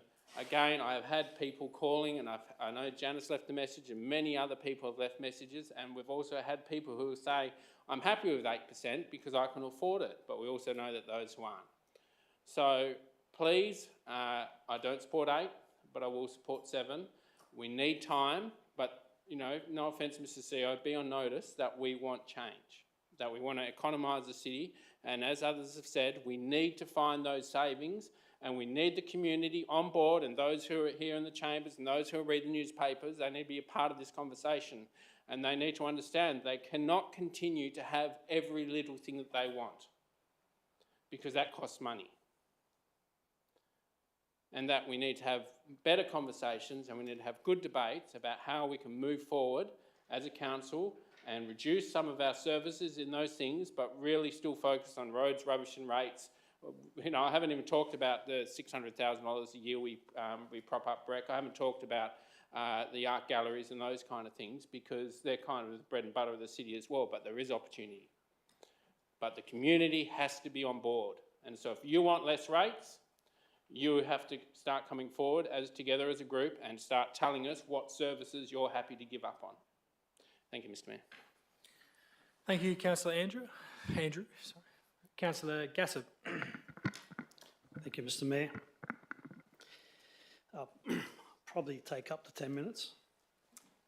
Councillor Gassett, you do have 5. Oh, 5, whatever. But someone can move if you... Never know. Thank you, Janice, again. Mr Mayor, how would you feel if you're a household, you've got a certain amount of income, a certain amount of expenditure goes over the income, but you haven't got it? What do? You have to innovate, you have to do something to deal with the matter. You can't just go out and ask people to come and prop you up. So, Mr Mayor, I personally feel I've got a contract with the community.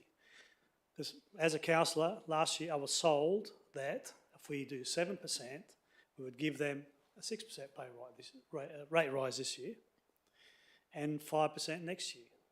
So I've effectively given the community my word. How can I go and say my word doesn't mean anything? I'm just going to let the figures speak a little bit, please, Mr. Mayor, the data, because there's been talk about, also catch up after COVID and so on. If you look at the financial papers over the last 7 odd years, when we put up zero, when we only, in 2021, we didn't put the rates up, it was zero. The actual inflation rate back then was 0.3% and the local government cost index was 1.4%. If you look at all the averages over the last 7 years, we've done pretty well to keep up with inflation. We really have. This year, the local government cost index is 2.6% and inflation is 3.6%. We want to go for 8% and then another 4 odd percent in levies, the waste levies. So I'll stick now to what I was going to say, Mr. Mayor.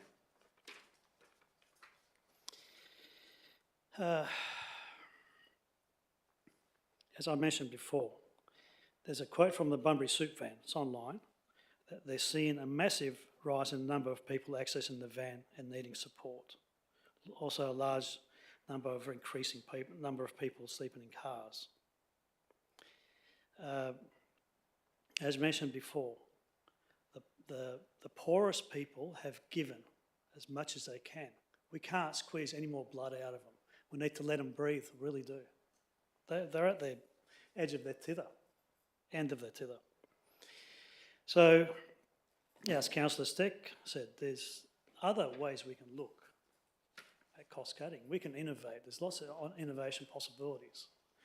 What we've done here, we've said A plus B equals C. C is what we want from the community, and that's it. We haven't actually approached any options in cost saving. And I do have a notice of motion for next meeting about that. Mr. Mayor, also what I see in the community is, you might have heard of the Fines Enforcement Agency, where our ratepayers, because they can't afford to pay their fines, and end up in court, and many actually ended up in prison over it because they can't pay their fines. That's how the system works. Point of order, I don't think any of our ratepayers have ever ended up in jail. Well, actually, Yes, I can I'll correct that, take the Mr. point Mayor. of order on relevance. I'm not sure about how paying fines has got to do with a rate increase, Councillor Gassam. So I'll ask you to return back to your debate. Mr. Mayor, I used to sit in the magistrates' court. Councillor and Gassam, we've sent people to prison. I've just made my Thank ruling. you.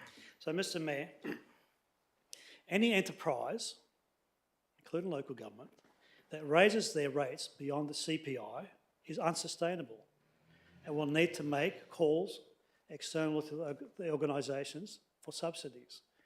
It's unsustainable to increase your fees above the CPI, okay? And that's Finance 101. So wages are up 3.75%, that was announced last night or the night before. Inflation is 3.65%. The local government price index is 2.6%, and here we are hunting for 8%. If we go out to the community, just as a side, I think it is relevant, as you know, the role models, if you like, and tell them 8% and plus a levy, which is up to 10%, they're going to say, well, our costs are going up, the council says the costs are going up, we, the workforce, community workforce, or the workforce of the community, they're going to go to their employers and say, we want 8% pay rise, because the council reckons that's where the costs are going. So, Councillor Gassam, that's your time. We can either summarise, or unless there is a mover to extend the time. Right, I'll summarise, Mr. Mayor. Thank you. We've told the community 6% last year. I gave them my word. I was sold that it was 6%. I don't even support 6%, but I'll also support 6% for the sake of it tonight. Thank you. Thanks, Councillor Gassam. Further speaker, Councillor Quain. Thank you, Mr Mayor and Council. I haven't said a word tonight and I've listened very intently to all the conversation and speeches tonight. I'm just letting you know that I support Councillor Ramesh's pro forma of 6%. Because that is what we spoke about last year, and I am looking forward to going back to the drawing board and looking for those opportunities that Councillor Steck has spoken about, and also looking for ways that we can, you know, review each line item even, and look for ways that we can save money or do without. So I will be supporting Councillor Ramesh's pro forma. Thank you. Thank you, Councillor Quine. Councillor Brown, only two of us left. Do we want to go or do you want me to go first? You can go, Councillor Brown. Thanks, Mr Mayor. Good evening, Mayor, councillors, staff and members of the public. We have employed the best staff who have a wealth of knowledge to advise us as elected members on our way to create a balanced way forward. From the initial estimates, a balanced budget falls in the vicinity of a rate rise of 8.2%. It's no secret that the City of Bunbury boasts a diverse portfolio of assets valued at over $500 million. These assets encompass a wide array of infrastructure, facilities and amenities that form the backbone of our community and enhance our quality of life. From roads and bridges to parks and recreation facilities, these assets are essential to the functioning and vitality of our city. However, with great assets comes great responsibility. The maintenance and upkeep of such vast and valuable portfolio requires significant financial resources that must be resourced from the city's income streams, including rates.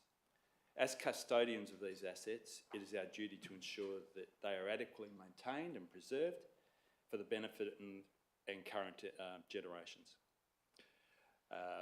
We have just emerged from a once-in-a-lifetime pandemic where there's been collectively $14 trillion spent worldwide on fiscal stimulus by all levels of government. This has supercharged the infrastructure industry and put great pressure on our supply chains of materials and building infrastructure and the demands on labour. This has just put great pressure on the supply chains and demand for services and has led to above normal levels of inflation and supply issues.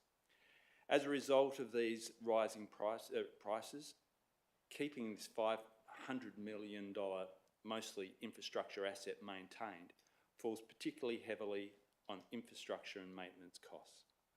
We are an infrastructure business and costs are hitting all local government hard.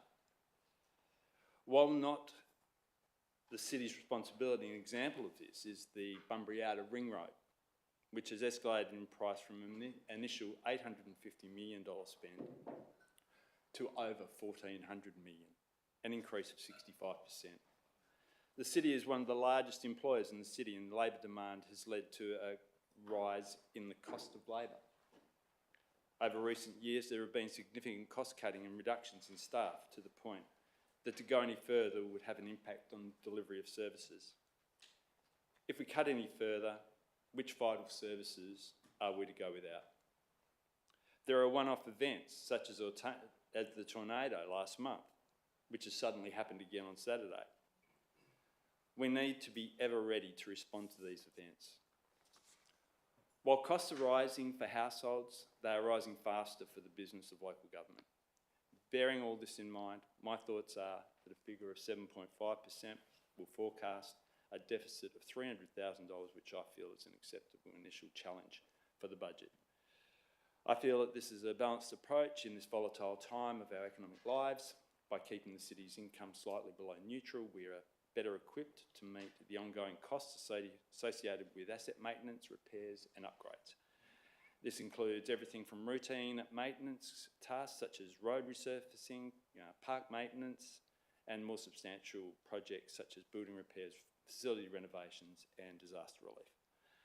In conclusion, the proposed 7.5% rate increase in this year's budget is a necessary and prudent measure to sustain the City of Bunbury's income for the 2024-25 financial year.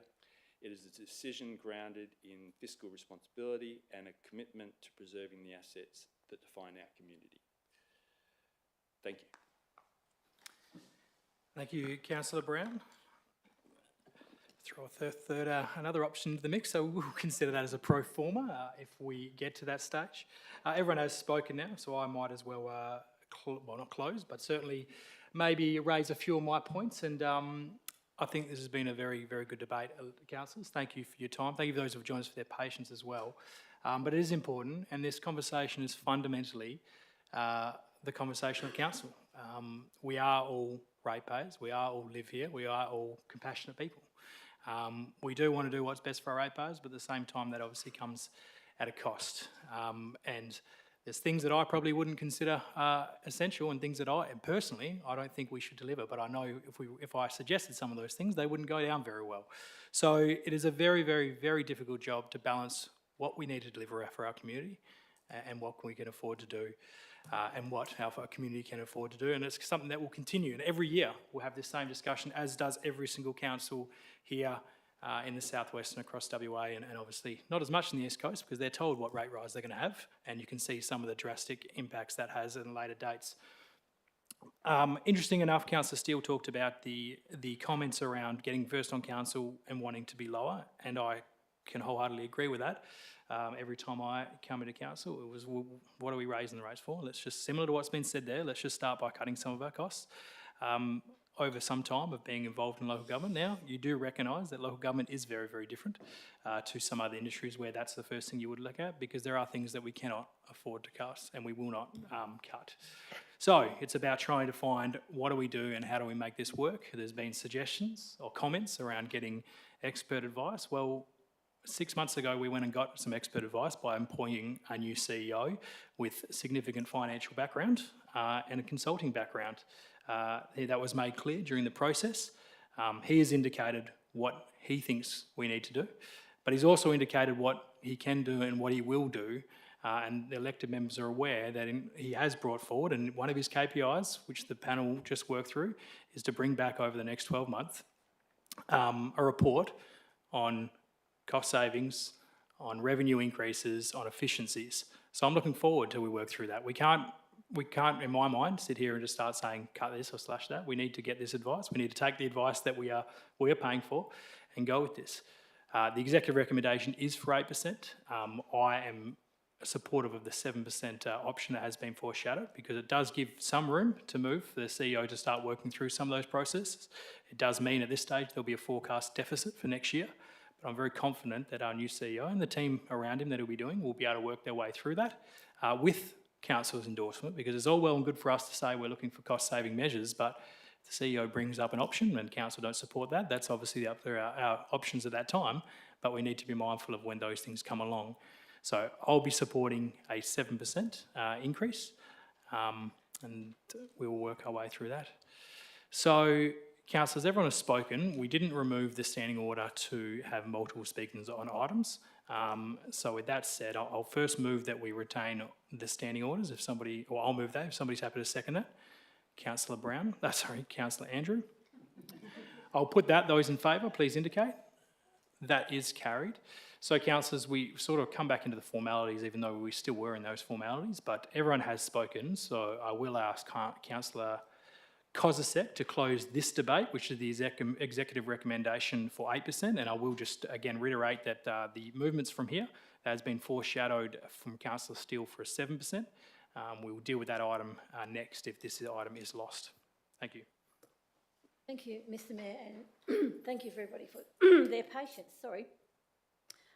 I'd just like to point out that a 6% rate rise would give us $1 million budget deficit. I think that's an awful lot of money to find over the next 12 months. And the clean-up costs from the last two storms, the CEO had a discussion with us this afternoon. We're talking about $400,000 just to clean up and help our residents get rid of rubbish and refuse, etc. So that's a big cost that hadn't been factored into our budget at all. Councillor Andrew talked about the fact that our CEO has talked about looking at opportunities, ways that we can look at better using our facilities or looking at private and public partnerships. And I'm fully in support of that, but it takes time. That could be 12 months, 2 years away. And until then, we still have to meet our financial commitments, pay our loans, pay our staff, all those things that we need to do. So, look, I would really like to see that we had some support for 8%, but it's up to you guys now, and thank you. Thank you, Councillor Kozisek. So we'll move that executive recommendation as written in front of us. Those in favour of that recommendation, please indicate. Those against? Okay, that motion is lost. There was the pro forma Councillor Steele with 7%. Please, minute taker. Councillor Steele, are you happy to maintain moving that? Sorry, may I ask a question, please? Just before you do, sorry, Councillor Steele, I'll just get it on the table. Is there a seconder? Councillor Kozisek, thank you. Question, Councillors, Deputy Mayor? My question was, are we going down the scale? Because Councillor Brown suggested 7.5, so you're going straight to 7%. Yeah, thanks, Deputy Mayor. We have to deal with the pro forma and order. So considering that was raised, we have to deal with the order. So if this particular motion is lost, we'll go to 6%. If that's lost, we will go back to 7.5%. So, yeah. Councillor Steele. I'm hoping I can convince some of the 6%ers and the 7.5%er to just go for 7%. I think Councillor Andrews wrapped it up really well with stating about what our CEO can do in the next year. And though I won't be as harsh as saying he's on notice, this will be, and I will state this now, so if I change my mind next year, you can all lynch me, but I will not be going this high next year, so we do have to find savings. I really sincerely do not like putting in, and go back on my track record and you can see every year I vote against the high rate, but the last 2 years I have gone for the high rate because I can see we need to do this, and we are all ratepayers, fortunately in Bunbury, should I say, but unfortunately we have to suck those costs up somehow, and I can only hope that you 6%ers or 7.5%ers will convince that 7%, between the 6% and the 7% is $18 per year. So I know you don't want to do that. I know that that's not what you want. But when you look at it, the difference, like I said, the difference between the 6% and 7% is only an extra $18 per year. So I sincerely hope you dig deep and have a look that we have to do this, unfortunately, this year. I know you don't want to, and I honestly don't like being up here and doing this either, but we just have to for our city this year, and CEO will have to be finding lots of cuts during the next year. Thank you. Councillor Kozisek, anything further to add? Sorry, I just, for the 15th time, banged my knee on this desk. Thank you again, Mr Mayor. I did say when I mooted the 8% that I'd start high, but I always believe, having been in retail all my life and trying to sell, you always start at the top and work your way down. So I'm happy to support 7% because I firmly believe that only leaves us 532,000 in the red, and I think that's way easier to claw back than the $1 million previously. And I know there's still some people that may find this hard, but I really believe that we need to go 7% this year, and next year we will have a better option because our new CEO, who is going to work wonders, is going to come back with some fabulous ideas on on giving us opportunities on many of our land acquisitions, etc. So I fully support 7%. Thank you. Speaker against, Councillor Steck. Thank you, Mr Mayor. I take this opportunity to speak on behalf of small business.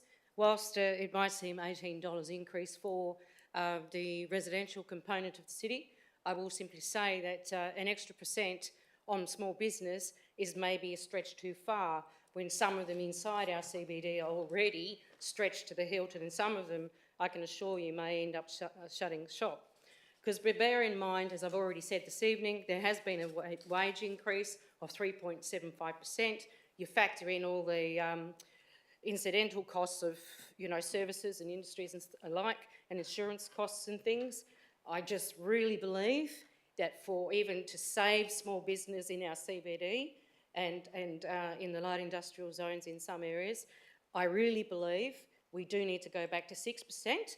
And I do believe there's great opportunity out there, and let's go find them. Speaker for this alternative recommendation. Thank you. Councillor Deputy Mayor.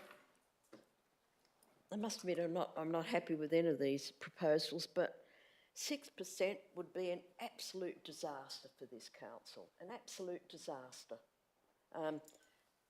We can't go into deficit that amount, so against my better judgment, I'll support 7%, because we do have to maintain some standards in this city. We do have to provide services. We do have to look after our community. 6% would not do that.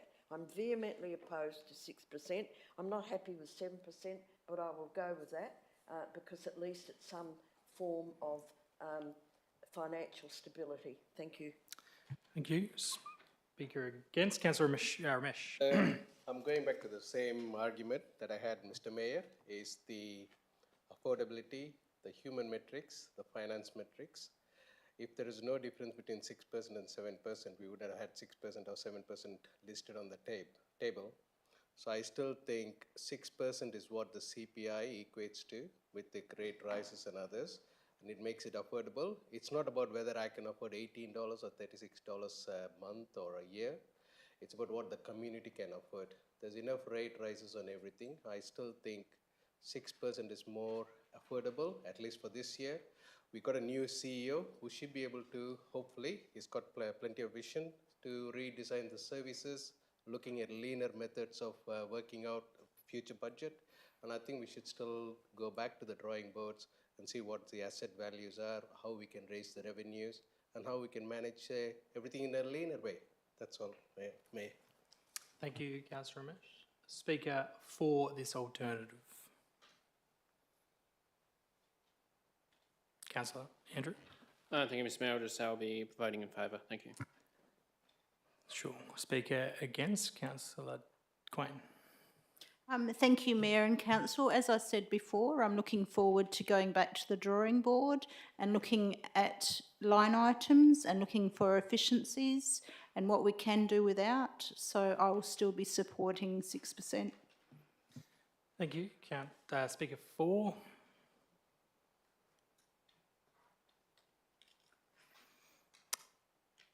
There's no further speaker for. I can go back to Councillor Steele to close.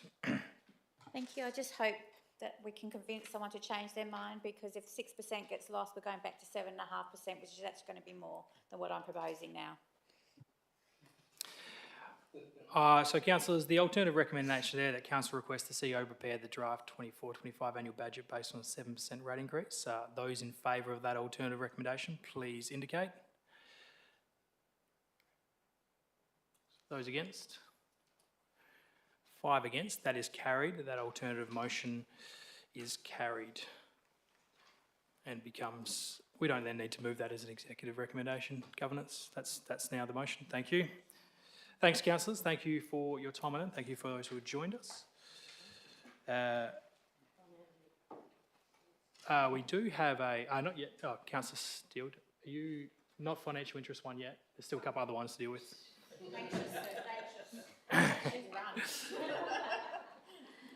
I do recognise there has been a long night for some members in the gallery. We do have some items still left. So if you would like, you don't need to stay, but I know some of you were there for those items, so it's your prerogative at this stage, but feel free to leave us if we can. Thanks, Mr. Conn. Thank you for that respect. But yeah, you can leave or come back whenever you like. I'm assuming the next speakers are probably staying for a while, but that's okay. We'll get your item very soon for those. So we do have a couple of items to deal with, councillors, that do require an absolute majority. Item 10.3.6 is the first one. Do I have somebody move that? Thank you, Councillor Steele. Second to Councillor Andrew. Is anyone likely to be any debate on this one, councillors? That's the case. I'll put those in favour. That's carried. Thank you. And item 10.3.7 also requires an absolute majority, councillors. Do I have a mover for that executive recommendation? Thank you, Councillor Quain. A seconder. Councillor Cos, a sec. Any likely to be any debate, councillors, on this one? Thank you. All those in favour, please indicate. That's carried. Now we come to item 10.4.1, and now thank you, Councillor Steck and Councillor Quain. If you could please excuse us for this item as you've declared interest. While they're going, we'll invite our speakers to come join us to just get ready. Please, obviously, don't start until they're moved. Okay, cool, Scary. And thank you very much for your patience, gentlemen, so far, and things we've got to work our way through. We'll just wait until Councillor Quain leaves the room. Yeah, sure. Thank you, Matt. So, yes, we do have Ross Underwood, and I'm sorry, I didn't have the other name, but I'll get you guys to introduce yourself, and we'll go from there. Thank you. Yeah, sure. Thank you, Mr Mayor, councillors, for listening to us tonight. My name is Ross Underwood, as you mentioned, from Planning Solutions. We have been working with Citygate Properties for many years now. And I have next to me Mr Lewis Schilling from Hillam Architects. So I want to start off tonight by talking to housing supply. There's been a lot of talk about cost of living and that kind of thing, but housing supply is another equally important issue. And that is that people in the key worker industries, in health, in education, in hospitality, are struggling to find places to live in regional centres, including Bunbury. And that has a flow-on impact for businesses and institutions. The hospitals that struggle to find the staff because there's just simply too much demand for housing in the suburbs, in the area. We are proposing 54 apartments and have received development approval for those 54 apartments in East Bunbury.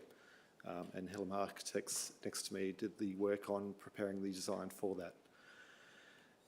And I'll get them to, Lewis will go through the issues in working with feasibility for delivering apartments, because having received an approval for the development, it doesn't necessarily mean that that development will proceed. It needs to be a financial business case that works out in the positive before any investor or developer makes the decision to proceed. And we're at the point currently where until this matter on the POS contributions is resolved, we don't yet have that decision, that ability to make the call on whether or not to proceed with this development. What we're asking for is a waiver of the POS contributions, not just for this development, not just for this 54 apartment development, but for all infill developments that may be in a similar financial position within the city, and may be likewise in a position to make the call on whether or not to proceed with their infill apartments and other infill developments within the city. I'm a town planner, of course, so I did want to provide some advice on the planning framework and how that applies to making the decision that's in front of council tonight. Firstly, there needs to be discretion to waive the POS contribution, which arises under WAPC policy. And the officers have answered that on page 201 of the agenda in the second paragraph, where there is a mention to the DPLH have advised that the city has discretion to vary DCP 2.3 and waive the POS contribution. Now that's something that doesn't necessarily need to be done on a case-by-case basis, because the city, in deciding whether or not to issue a waiver, a general blanket waiver, can decide that that decision should be made on an equitable basis. And that has a foundation in planning policy, specifically a state planning policy on development infrastructure contributions, which does provide for principles of equity to be applied in deciding whether or not to apply contributions on these matters. Perhaps more importantly, however, when we return to our original point of housing supply, there is a direct reference in the State Planning Policy number 3, which deals with urban growth and settlement. And I'll read this out because it's quite important. Development contributions should be consistent with the principles of need, nexus, equity and accountability, and should always take into account of housing affordability. So again, development contributions should always take into account of housing affordability. So that provides a direct policy basis for the council to decide to waive POS contributions in order to improve housing supply and therefore housing affordability.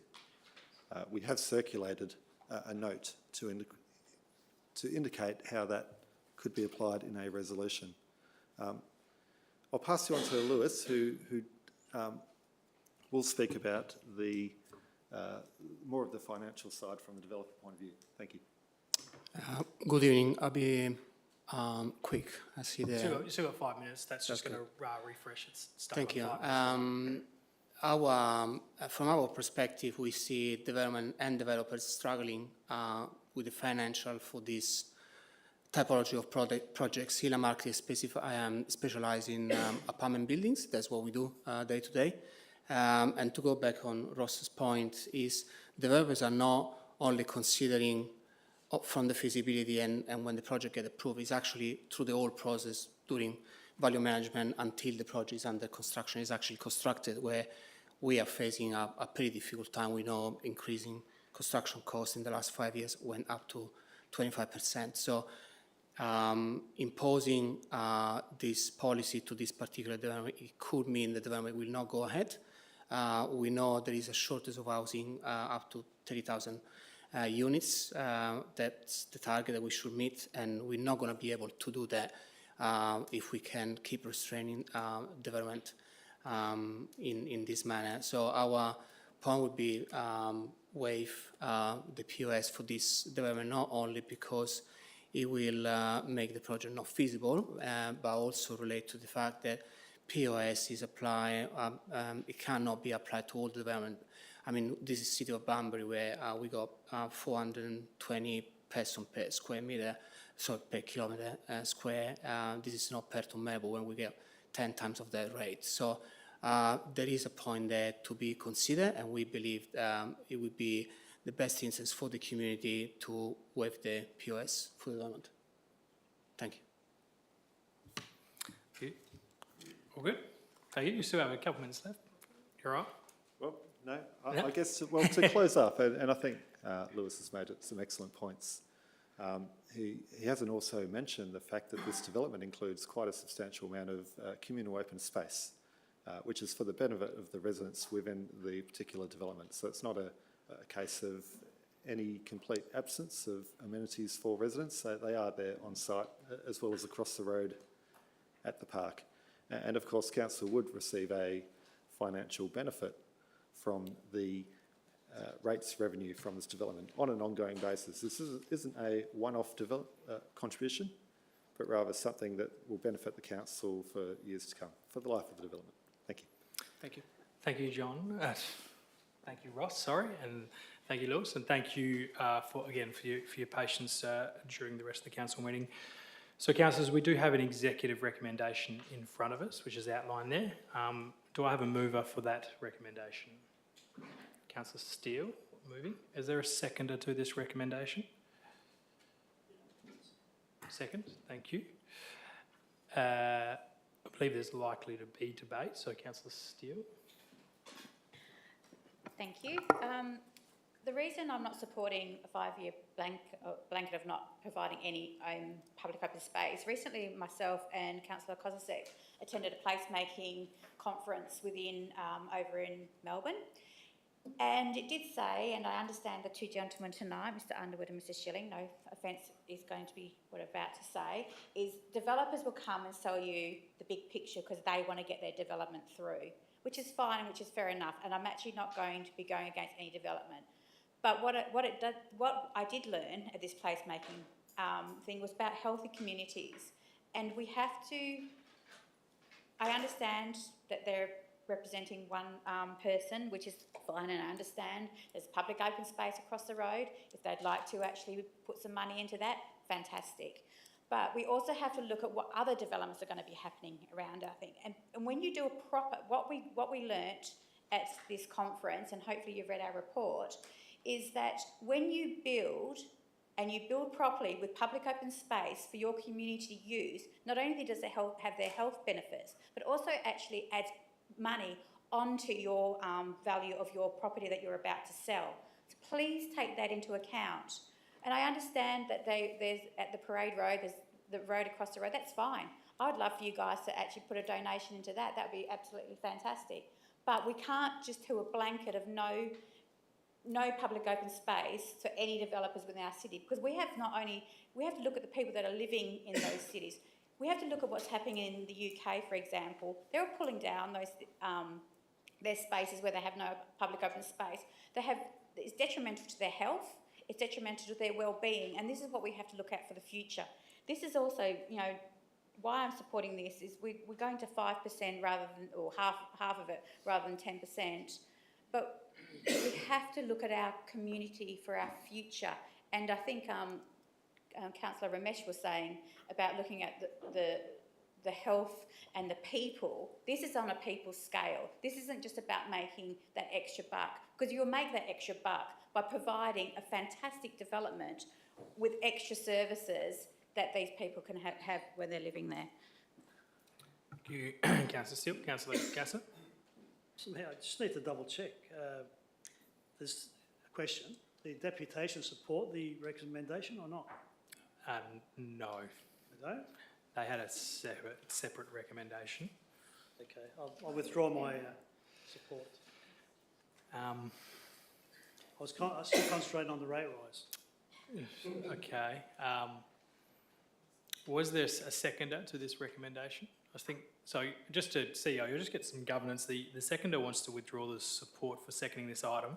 It's already been tabled.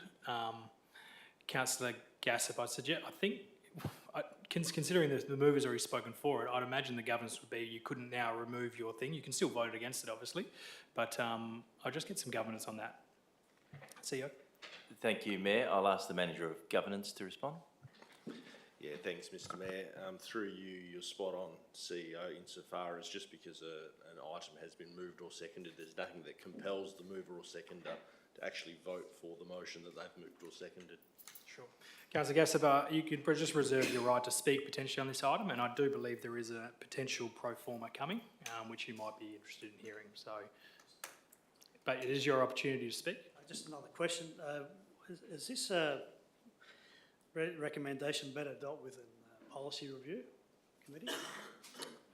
It's been discussed, councillors, from a group presenting, and then staff have given the thing. So, CEO, I'm not sure if you want to provide any comment on where we've got to this, and obviously the officer's recommendation, and what the current policy is. This was discussed at a strategic briefing, so there was a strategic briefing that the Manager of Planning and Building did do on this item probably a couple of months ago. Did you want to speak at all at current stage, Councillor Gassip? Do you want to speak as a seconder? Okay. Speaker against? Councillor Brown. Good evening, Mayor, Councillor, staff, and members of the audience who are still with us. I am speaking against the executive recommendation of a reduction of 5%, and should the executive recommendation on the table be defeated, I foreshadow an alternative motion, removing the public open space contribution for a period of 5 years. This alternative motion will read that Council supports the imposition of a blanket 5-year moratorium on the imposition of condition requiring public open space conditions on built strata proposals, and seeking a condition requiring public open space contributions on survey strata subdivisions in infill areas. 2 agrees with this that this will only apply to residential, mixed-use commercial, regional centre, district centre, neighbourhood centre, local centre zones in infill areas. Councillor Brown, I just asked, just for your debate, considering you speak against it, considering you've obviously just highlighted a number of things, I'll put that up for this part of the debate so elected members can consider while you're talking. Then obviously when we go back to the executive, we'll go back to that. But just for ease of the elected members, obviously that's that. So you can continue. Sure, thank you. This proposal is not just a mere adjustment in policy, rather it presents a step change in policy and a strategic move towards fostering economic development, promoting sustainable growth within the City of Bunbury. To understand the rationale behind this proposal, it's essential to examine the state of the housing market in Bunbury and the goals outlined in the city's housing strategy. Over the past month, the Bunbury real estate market has made headline news across Australia, and the spotlight is firmly on us. According to REWA stats, Bunbury is the strongest regional city in WA, with housing prices increasing 5.9% in the December quarter, making a yearly rise of 14.6%. Homes have been selling in a medium selling period of 11 days. Rental values, if you can find one, have increased 16.5% over the past 12 months. The spotlight is shining brightly on Bunbury. This is the time that we should be capitalising on these headlines to open the door for residential investment, especially into urban infill areas, and increase our rate space. This is timely as over the past 5 years, we as council have been proactively working on implementing the City of Bunbury housing strategy. The housing strategy aims to provide diverse and affordable housing options for our residents, while also fostering vibrant and inclusive communities. However, the existing requirement of a 10% POS contribution and the unnecessary bureaucracy surrounding the contribution for survey and built strata developments poses significant challenges to achieving these objectives. The local housing strategy builds on planning principles and directions as set out in the City's local planning strategy and the local planning scheme number 8, both adopted in 2018. A detailed review into the ultimate housing potential under the existing planning framework under local planning scheme number 8 revealed that between 9,147 and 16,616 new houses can be accommodated in the existing urban zoned land in Bunbury, and over 60% of that can be achieved from just urban infill locations. This policy only applies to urban infill areas, not greenfield development sites like Chewett Brook and Glen Iris, where parks and open space are necessary. From an economic perspective for the city, take this as an example.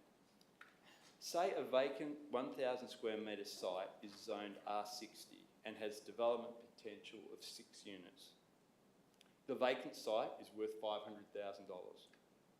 The public open space contribution to the city is $50,000, or 10% of the site value of the vacant land. That is, the city gets $50,000 for a cash-in-lieu contribution to POS. Should the development get past this stage, each of the 6 rateable properties on the site, when occupied, generate $3,000 each for council in rates. That is $3,000 per unit forever in rates. If we calculate the present value to the council of that income stream at a 5% capitalisation rate, the present value is $60,000 per unit. 6 units at $60,000 per unit equates to a total of $360,000 compared to the $50,000 in POS contributions. $360,000 guaranteed compared to $50,000 and the chance of losing the development altogether. By reducing POS to 0, the council still get an income stream of $18,000 per year from rates forever at no cost to the council. To me, that is a good business decision. No risk, all reward. By dropping the condition of public open space contribution, we open the door to a myriad of economic benefits for Bunbury. Firstly, it incentivises developers to invest in housing projects within our city, leading to increased construction activity, job creation and economic growth.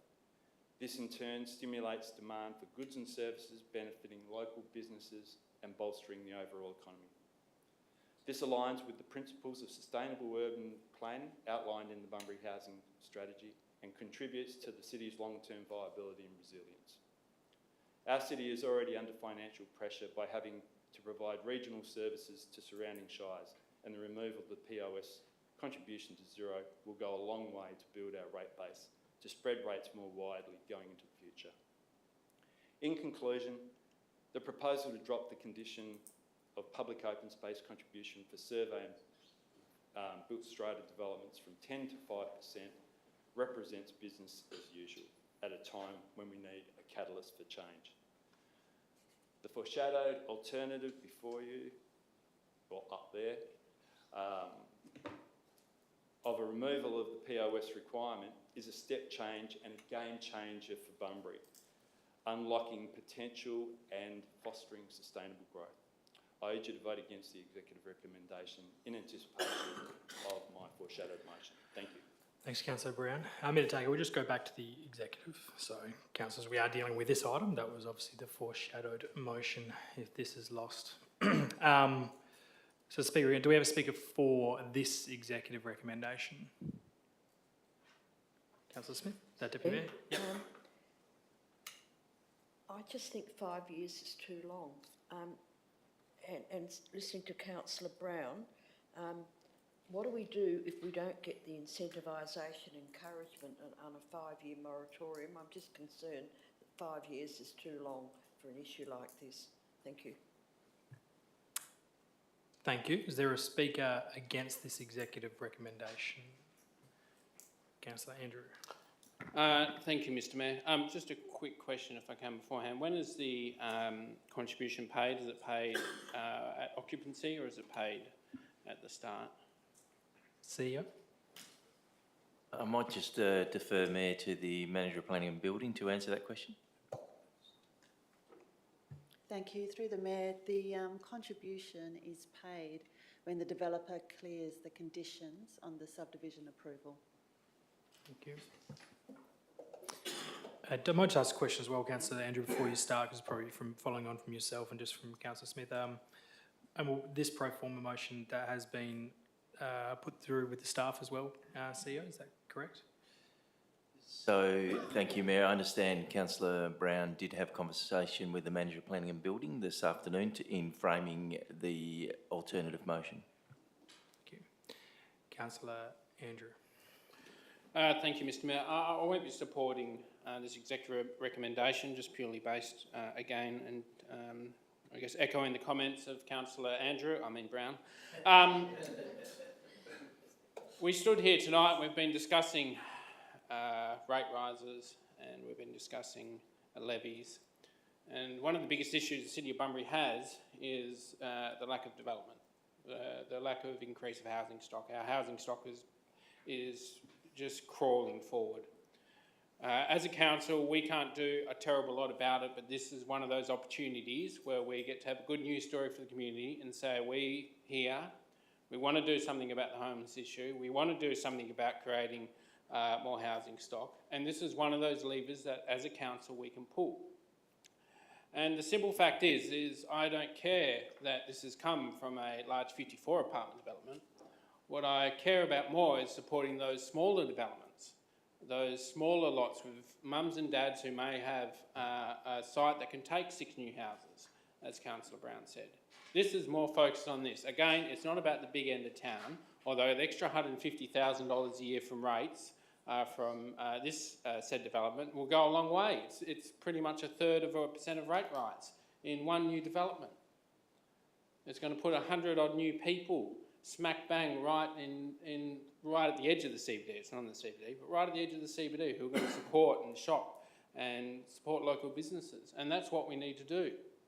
Our urban infill is our largest available product for creating new housing within the city. So I've heard from people in the past, I've heard about small lot developments not going ahead because of this impetus. And all we're asking for is please vote this down, please give the opportunity for 5 years.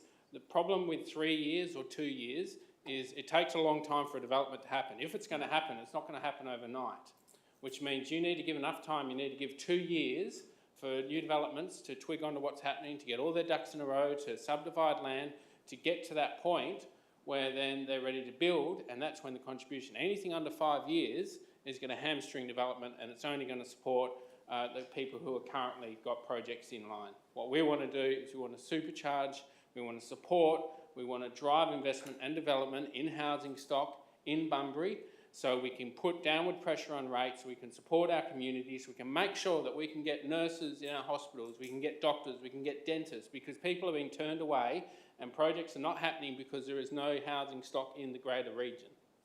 Not just Bunbury, I mean, it's affecting everywhere. It's so slow, but we need infill.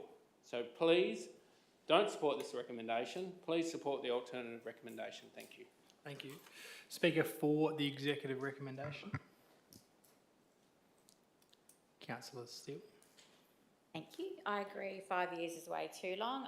I don't disagree that we don't need more housing, but I do think we also have to look out for the health of our people. If we're actually infilling, they have to have places for these people to go. And as I said, these people that have a great public open space within walking distance of their infill, or we have to look at that, because the prices of that accommodation actually go for more. And that's just that. Thank you very much.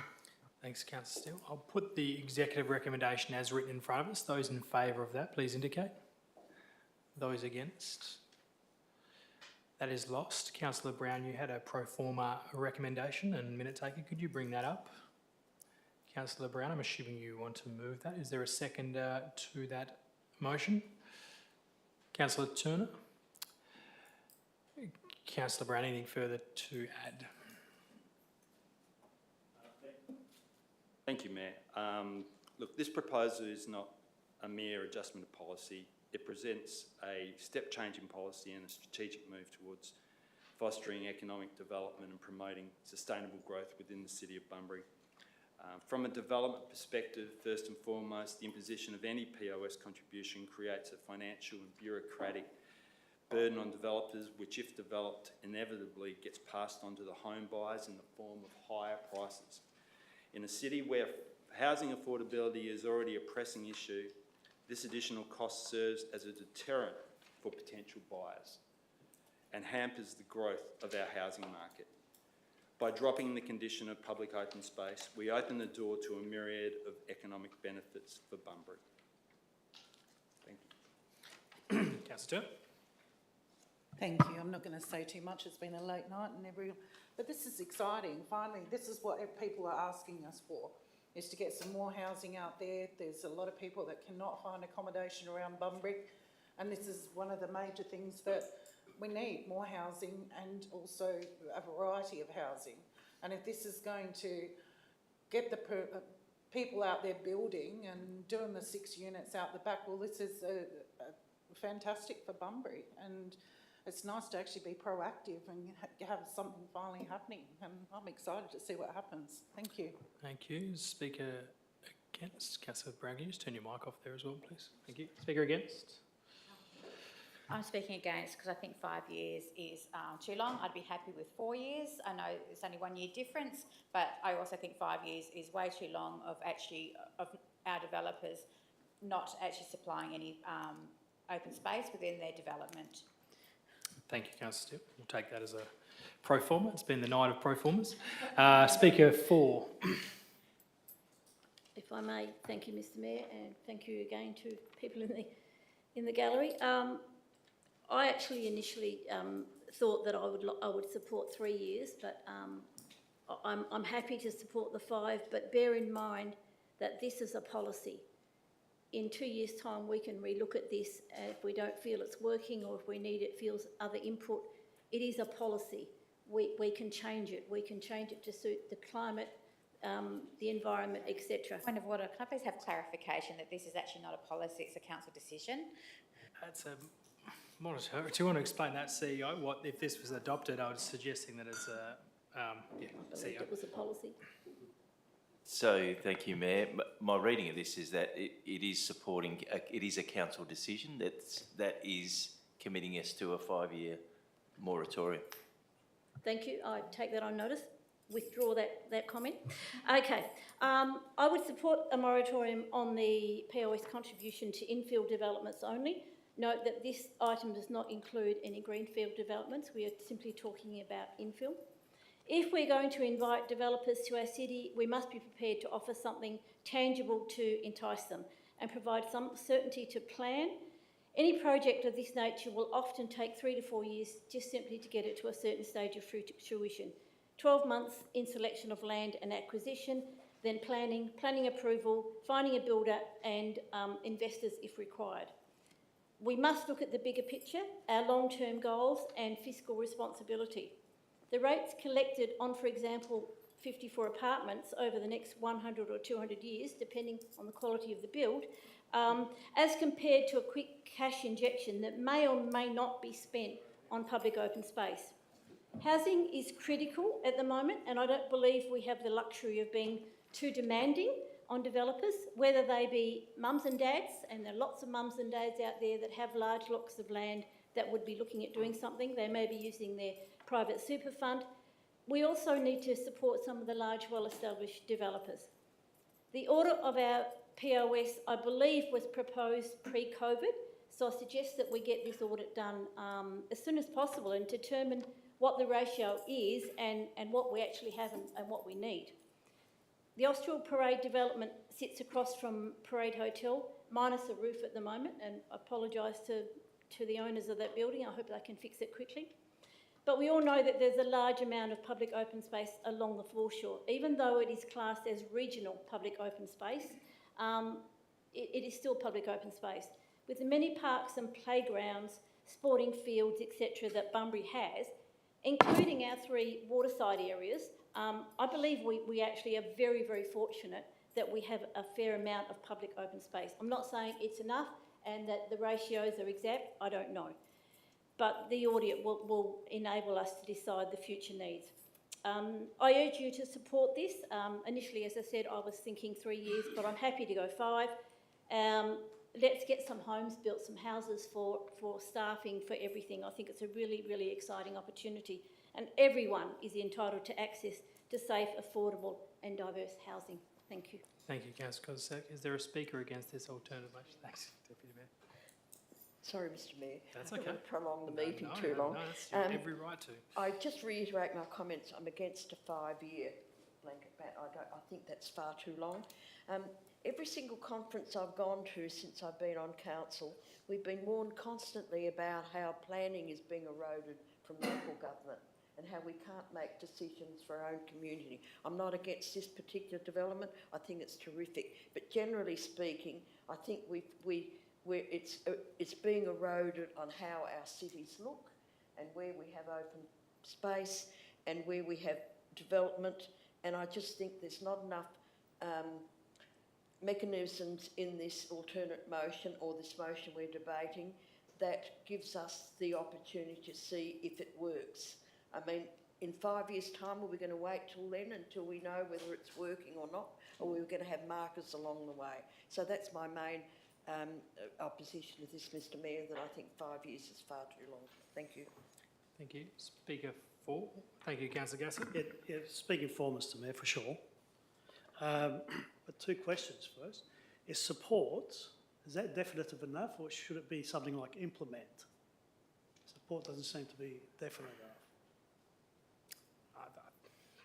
As I mentioned earlier, the mover has worked with some officers to get this, so I think the intent's there. But CEO, do you have any comment on that? Thank you. Mayor, I think the intent is clear, so I think the intent of the council, what council is trying to achieve is fine. You could strengthen the word supports, but I'm comfortable that the intent is clear. Second question, yes. Perhaps the mover might know, and that is, does this apply to say 6-unit lots or more, or is it just 2 and above? I might defer to the CEO. Might want to defer to the mover, but CEO. Thank you, Mayor. I'm happy. Perhaps the manager of planning and building can just provide that clarification. Through the Mayor, the current policy, you can only apply a public open space contribution when somebody is proposing 6 lots or more. It doesn't apply in instances when there's less than 6 lots proposed. Yep.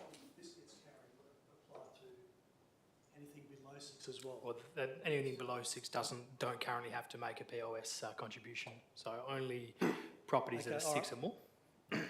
Yeah, Mr Mayor, I'll just briefly speak for it. We do have a housing crisis. We need more accommodation. Last financial year, there was only 50 residential dwellings approved in Bunbury. The trend has been around 100, 120. For some reason, it collapsed last year. And the supply does help, obviously, because we've got supply and demand. Lack of supply means higher rents and that sort of thing, more demand. I also am aware of other people, not necessarily in Bunbury, but other outside of Bunbury, that stopped or cancelled projects simply because of the imposition of the 10% public open space. So, because the profit margins normally say about 10%, so it's actually stopped projects. So I fully support this one. Thank you. Speaker against the alternative motion. Thank you, Councillor Brown. Brown, you can close. Thank you, Mayor. Just in relation to, and in closing, the five-year moratorium period, it takes 3 years to build a single residential house at the moment. So getting anything up over 6 units is near on impossible in a 3-year period. 5 years gives certainty to people to plan, to organise their finances, to get builders involved, and to basically complete the development. And because the POS is usually at the end of that stretch, it just makes sense to have 5 years. So, thank you. Thank you, Councillor Brown. I'll put this alternative motion. Those in favour, please indicate. Those against? One against. That is carried, and that is now a council resolution. Thank you. Could somebody just grab Councillor Steck and Councillor Quain if they're still there?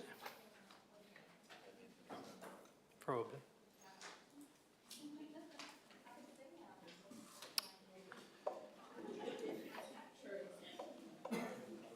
Councillor Quain still there? Okay.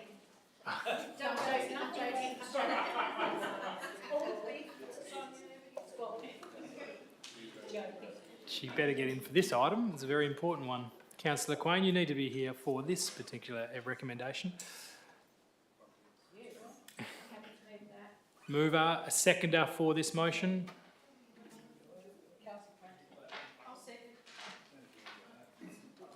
No, there was no other items we dealt with, Councillor Turner. 10.5.1 went on block. Yep. So we had a mover and a seconder. Thank you. All those in favour of this leave, please indicate. That's carried unanimously. Thank you. Enjoy your time away, Councillor Quain. That does bring us to a close, councillors. Thank you very much for those who are still joining us. Thank you, elected members, for your patience this evening, and members of the public for joining us. Declare this meeting closed at 8:07. Thank you.